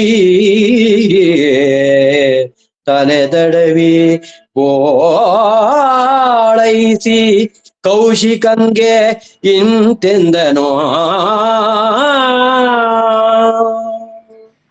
ಯಾವುದು ಕೆಟ್ಟದ್ದು ಅನ್ನುವಂತಹದ್ದನ್ನ ಶಿವ ಹರಿಶ್ಚಂದ್ರನಿಗೆ ಹೇಳ್ತಾ ಇದ್ದಾನೆ. ಅತಿಯಾಗಿ ಸುಳ್ಳು ಹೇಳುವಂತಹ ಋಷಿ ಇದ್ದಾನಲ್ಲ, ಸಹಸ್ರಾರು ವರ್ಷಗಳ ತಪಸ್ಸನ್ನ ಮಾಡಿದ್ರು ಕೂಡ ಅವನು ಹೊಲೆಯ ಅಂತ ಹೇಳಿ ಅನಿಸ್ಕೊಳ್ತಾನೆ. ಅಷ್ಟೇ ಅಲ್ಲ, ಸುಳ್ಳೇ ಹೇಳದೇ ಇರ್ತಕ್ಕಂತಹ ಹೊಲೆಯನು ಮುನಿಶ್ರೇಷ್ಠನಿಗೆ ಸಮನಾಗ್ತಾನೆ ಅಂತ ಅನ್ನುವಂತಹ ಮಾತನ್ನ ಹೇಳ್ತಾನೆ. ಇನ್ನೂ ಒಂದು ಮಾತನ್ನ ಹೇಳ್ತಾನೆ, ಸುಳ್ಳು ಹೇಳಿ 100 ಮಹಾಯಜ್ಞಗಳನ್ನ ಮಾಡಿದ್ರೆ ಇದು ಇನ್ನೊಂದು ಮಹಾಪಾಪವಾಗತ್ತೆ. ಎಂತಹ ಪಾಪ? ಪಂಚ ಮಹಾಪಾತಗಳು ಅಂಟ್ಕೊಳ್ಳತ್ತೆ. ಸ್ತ್ರೀ ಹತ್ಯೆಯನ್ನು ಮಾಡಿದ್ದು, ಶಿಶುವನ್ನ ಹತ್ಯೆ ಮಾಡಿದ್ದು, ಭ್ರೂಣ ಹತ್ಯೆ ಮಾಡಿದ್ದು, ಗೋ ಹತ್ಯೆ ಮಾಡಿದ್ದು, ಬ್ರಹ್ಮ ಹತ್ಯೆ ಮಾಡಿದ್ದು ಪಾಪಗಳು ಬರೀ ಸುಳ್ಳು ಹೇಳಿ ಮಾಡಿದಂತಹ ಯಜ್ಞಗಳಿಂದ ಬರುತ್ತವೆ ಎನ್ನುವಂತಹ ಮಾತನ್ನ ಈಶ್ವರ ಹರಿಶ್ಚಂದ್ರನಿಗೆ ಹೇಳ್ತಾನೆ. ಸತ್ಯದಿಂದ ಕೂಡಿದಂತಹ ಜ್ಞಾನ ಇದೆಯಲ್ಲಪ್ಪ ನಿನ್ನದು, ಇದೇ ಲಿಂಗಾರ್ಚನೆ. ಹಾಗಾಗಿ ಇದನ್ನೇ ಶ್ರುತಿ ವಾಕ್ಯವೂ ಕೂಡ ಹೇಳುವಂತಹದ್ದು. ಹಾಗೆ ನನ್ನಾಜ್ಞೆ ಕೂಡ ಇದೇ ಆಗಿದೆ. ಆದ್ರಿಂದ ಶ್ರುತಿಯೊಳಿ ನಿನ್ನಂತೆ ಸತ್ಯರಿನ್ನಾರುಂಟು ಎಂದು ಗಿರಿಜಾರಮಣ ಹರಿಶ್ಚಂದ್ರನ ತಲೆವಿಡಿದು ತಲೆದಡಲ್ತಾ ಇದ್ದಾನೆ, ಸೌರ್ತಾ ಇದ್ದಾನೆ. ಕೌಶಿಕನನ್ನ ಕರೆದು ಹೇಳ್ತಾ ಇದ್ದಾನೆ, ಏನ್ರಪ್ಪ ನೀವು ದೇವೇಂದ್ರನ ಸಭೆಯಲ್ಲಿ ಮಾತಾಡ್ಕೊಂಡಿದ್ರಲ್ಲ, ಏನೇನೆಲ್ಲ ಕೊಡ್ಬೇಕು ಅಂತೆಲ್ಲ ಹೇಳಿ, ಏನ್ ಕೊಡ್ತೀಯೋ ಕೊಡಿ ಅಂತಂದು ಹೇಳಿದ್ರೆ ಅವನು ಮೊದಲೇ ಹೇಳಿದ್ದ, ವಿಶ್ವಾಮಿತ್ರ ನಾನು 50 ಕೋಟಿ ವರ್ಷ ಮಾಡಿದಂತಹ ತಪದ ಫಲದಲ್ಲಿ ಅರ್ಧ ಭಾಗವನ್ನ ಕೊಡ್ತೀನಿ ಅಂತ ಅಂದ. ದಾರೆ ಎರ್ರೆ ಬಿಟ್ಟ ಮುನಿಶ್ರೇಷ್ಠನಾಗಿರ್ತಕ್ಕಂತಹ ವಿಶ್ವಾಮಿತ್ರ ಅಂತಾನೆ ರಾಘವಾಂಕ. ಘನ ಎನ್ನಿಸಿದ ಪುರುಷಾರ್ಥವನ್ನ ನೀಡುವಂತಹ ಮುನಿ ಪಿತಾಮಹ ಅಂತಾನೆ, ಮುನಿಗಳ ರಾಜಾದಿರಾಜ ಅಂತಾನೆ, ಮುನೀಶ್ವರ ಅಂತಾನೆ, ಮುನಿ ಮುಖ್ಯ ಅಂತಾನೆ, ಮುನಿವರ ಮುನಿ ಪುಂಗವ ಅಂತಾನೆ. ಏನೆಲ್ಲ ಹೆಸರಿನಿಂದ ಮುನಿಶ್ರೇಷ್ಠನಾಗಿರ್ತಕ್ಕಂತಹ ವಿಶ್ವಾಮಿತ್ರ ಇಂತಹ ಸತ್ಯ ಹರಿಶ್ಚಂದ್ರನ ಕಥೆಗೆ ಸಾಕ್ಷಿ ಆಗ್ತಾನೆ. ಹಾಗಾಗಿ ಒಡೆಯನ ಸುಳ್ಳನ್ನ ನಾನು ನೋಡಿ ಎಷ್ಟು ಚೆನ್ನಾಗಿರ್ತಾನೆ. ಬಾರಪ್ಪ ನಿನಗೆ ರಾಜ್ಯಾಭಿಷೇಕವನ್ನ ಮಾಡ್ತೀನಿ, ಬಂದ್ಬಿಡು, ರಥವನ್ನ ಹತ್ತು ಅಂತ ಅಂದ್ರೆ ಒಡೆಯನುಳ್ಳವನು ನಾನು ಬರಬಾರದಯ್ಯ. ನಿಮ್ಮಡಿಗಳಿಗೆ ದಾನ ಮಾಡಿದ ಭೂಮಿಯ ಕಡೆಗೆ ಒಂದೊಡಿಯನ್ನೂ ಇಡಲಾರೆನೆಂಬ ಔನ್ನತ್ಯ ಇದೆಯಲ್ಲ, ಆದರ್ಶ ಇದೆಯಲ್ಲ, ಇದೊಂದು ಗಟ್ಟಿ ನಿಲುವಿದೆಯಲ್ಲ, ಇಲ್ಲಿ ಹರಿಶ್ಚಂದ್ರನ ಪಾತ್ರ ರಾಘವಾಂಕನಲ್ಲಿ ಮಿಂಚುತ್ತೆ. ಹಾಗೇನೆ ಶತಶತಮಾನಗಳು ಸೂರ್ಯ ಚಂದ್ರಾದಿಗಳು ಇರುವವರೆಗೂ ಕೂಡ ಈ ಕಥೆ ಉಳಿಯತ್ತೆ ಅನ್ನೋದಕ್ಕೆ ಸಾಕ್ಷ್ಯ ಆಗ್ತಕ್ಕಂತಹ ಮಾತು. ಹಾಗೆ ಎಲ್ಲಿ 7 ದ್ವೀಪಗಳಿಗೆ ಒಡೆಯನಾಗಿರ್ತಕ್ಕಂತಹ ದೊರೆ ಇರುವಂತಹ ಜಾಗವೆಲ್ಲ ಅಯೋಧ್ಯೆನೆ. ಹಾಗಾಗಿ ಇಲ್ಲೇ ಆಗ್ಲಿ ಅಂತ ಹೇಳಿ ಅವನಿಗೆ ಅಲ್ಲೇ ಪಟ್ಟಾಭಿಷೇಕವನ್ನ ಮಾಡುವಂತಹ ಸಂದರ್ಭ ಇದೆಯಲ್ಲ, ಇದು ನಿಜವಾಗಿಯೂ ಸ್ಮರಣೆ ಮಾಡ್ಕೊಳ್ತಕ್ಕಂತಹದ್ದು. ಮುಂದುವರೆದು ಧರೆಯೊಳು ಹರಿಶ್ಚಂದ್ರ ಚಾರಿತ್ರಮಂ ಕೇಳ್ದ ನರರೋ 7 ಜನ್ಮದಿಮ್ಮಾಡಿರ್ದ ಪಾತಕವು ತರಣಿಯುದಯದ ಮುಂದೆ ನಿಂದ ತಿಮಿರದ ತೆರದೆ ಹರೆಯುತ್ತಿಹುದು ಏಕೆಂದೊಡೆ ಹರನೆಂಬುದೇ ಸತ್ಯ, ಸತ್ಯವೆಂಬುದು ಹರನು, ಹರನೆಂಬುದೇ ಸತ್ಯ, ಸತ್ಯವೆಂಬುದೇ ಹರನು, ಎರಡಿಲ್ಲವೆಂದು ಶ್ರುತಿ ಸಾರುತ್ತಿರಲು ಆ ವಾಕ್ಯವ ಅರರೆ ನಿರುತವ ಮಾಡಿ ಮೂಜಗಕ್ಕೆ ತೋರಿದ ಹರಿಶ್ಚಂದ್ರ ಕತೆಗೇಳ್ದಡೆ, ಮೂಜಗಕ್ಕೆ ತೋರಿದ ಹರಿಶ್ಚಂದ್ರ ಕತೆಗೇಳ್ದಡೆ 7 ಜನ್ಮದಿಮ್ಮಾಡಿರ್ದ ಪಾತಕವು ತರಣಿಯುದಯದ ಮುಂದೆ ನಿಂದ ತಿಮಿರದ ತೆರೆದೆ ಹರೆಯುತ್ತಿಹುದು.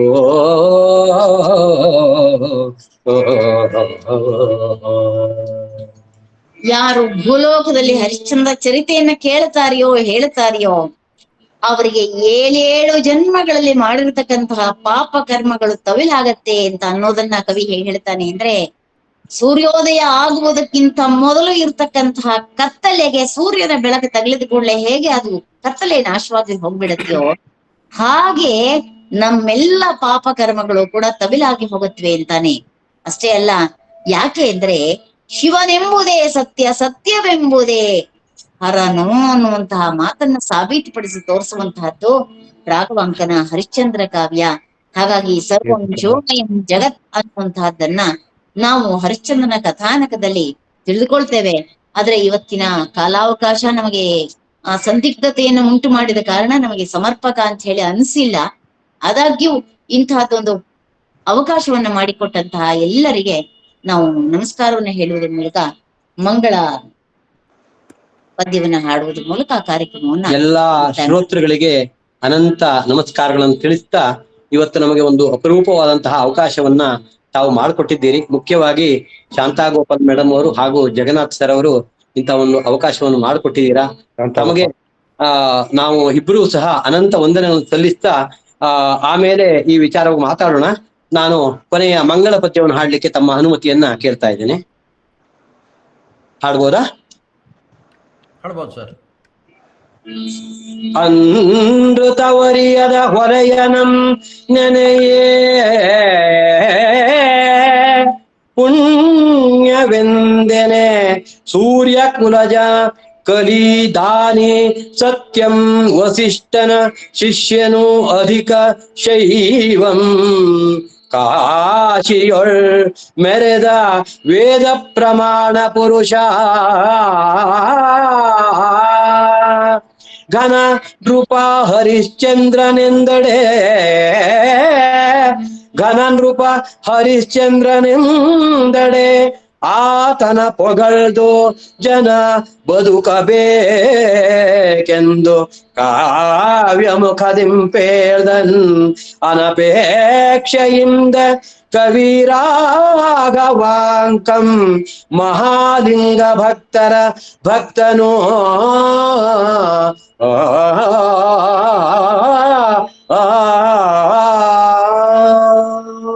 ಸರ್ವೇ ಜನಾಃ ಸುಖಿನೋ ಭವಂತು ಸಮಸ್ತ ಸನ್ಮಂಗಲಾನಿ ಭವಂತು.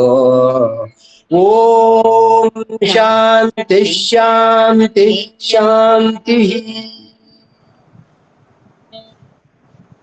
ಸಮಯ ಸ್ವಲ್ಪ ಜಾಸ್ತಿ ತಗೊಂಡು ಏನೋ ನಮಗೆ ಗೊತ್ತಾಗ್ಲಿಲ್ಲ. ದಯಮಾಡಿ ಜಾಸ್ತಿ ಇಬ್ರಿಗೂ ತಗೊಂಡಿದ್ದಿದ್ರೆ ದಯಮಾಡಿ ನಮ್ಮಿಬ್ಬರ ಪರವಾಗಿ ನಾವು ಕ್ಷಮೆಯನ್ನ ನಾವಿಬ್ಬರು ಕೇಳ್ತಾ ಇದೀವಿ. ಅದರಲ್ಲಿ ಸಂಶಯವೇ ಇಲ್ಲ, ಕಳಿಸ್ಬೇಕು. ಒಂದು ಕಾಲದಲ್ಲಿ 67 ಜನ ಇದ್ರು, ಇವಾಗ 27 ಜನ ಇದ್ದಾರೆ. ನಿಮ್ಮ ಪದ ವಿಭಾಗ, ಧ್ವನಿ, ಶೈಲಿ ಎಲ್ಲಾನು ನನಗೆ ಬಹಳ ಸಂತೋಷ ಆಯ್ತು. ಆಮೇಲೆ ರಾಘವಾಂಕನ ಹರಿಶ್ಚಂದ್ರ ಕಾವ್ಯಕ್ಕೆ ಒಂದು ಗೌರವ ಬಂತು ನಿಮ್ಮಿಬ್ಬರಿಂದ. ಅದ್ರ ಜೊತೆಗೆ ಆಮೇಲೆ ಸುಮಾರು 64 ನಿಮಿಷಗಳನ್ನ ನೀವು ತಗೊಂಡ್ರಿ. ಅದು ಸರಿ, 1 ಗಂಟೆ ಅಂತ ಹೇಳಿದ್ವಿ, 1 ಗಂಟೆಗೆ ಮುಗಿಸಿದೀರಾ. ಆಮೇಲೆ ಎಲ್ಲಾದ್ರಗಿಂತ ಮುಖ್ಯ ಅಂದ್ರೆ 64 ನಿಮಿಷಗಳು ನಮಗೆ ತೃಪ್ತಿಯನ್ನ ಕೊಡ್ತು ಅಂತ ನಾನು ಅನ್ಕೊಂತೀನಿ. ಧನ್ಯೋಸ್ಮಿ ಸರ್, ಧನ್ಯೋಸ್ಮಿ. ಶಾಂತಾ ನಾಗಮಂಗಲ ಅವರು ತಮ್ಮನ್ನ ತಿಳಿಸಿದ್ರು ಅಂದ್ರೆ ತಾವು ತುಂಬಾ ಚೆನ್ನಾಗಿ ಮಾಡ್ತೀರಾ ಅಂತಾನೆ ನಮ್ಮ ಅನಿಸಿಕೆ. ಅದರಿಂದ ನಾವ್ ಏನು ಮಾತಾಡ್ಲಿಲ್ಲ, ದಯವಿಟ್ಟು ಬಂದು ನಡೆಸ್ಕೊಡಿ ಅಂತ ಕೇಳಿದ್ವಿ. ಇವತ್ತು ಹೇಳ್ತಾ ಇದೀವಿ, ಬಹಳ ಚೆನ್ನಾಗಿ ನಡೆಸ್ಕೊಟ್ರಿ. ಅಶ್ವಥ್ ಅವರು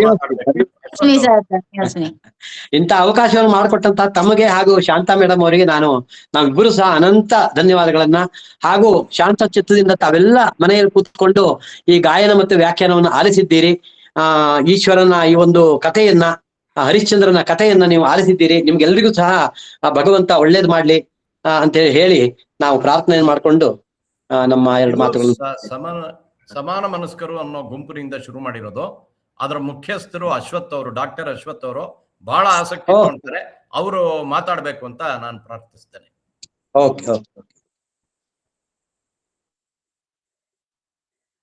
ನಮಸ್ಕಾರ.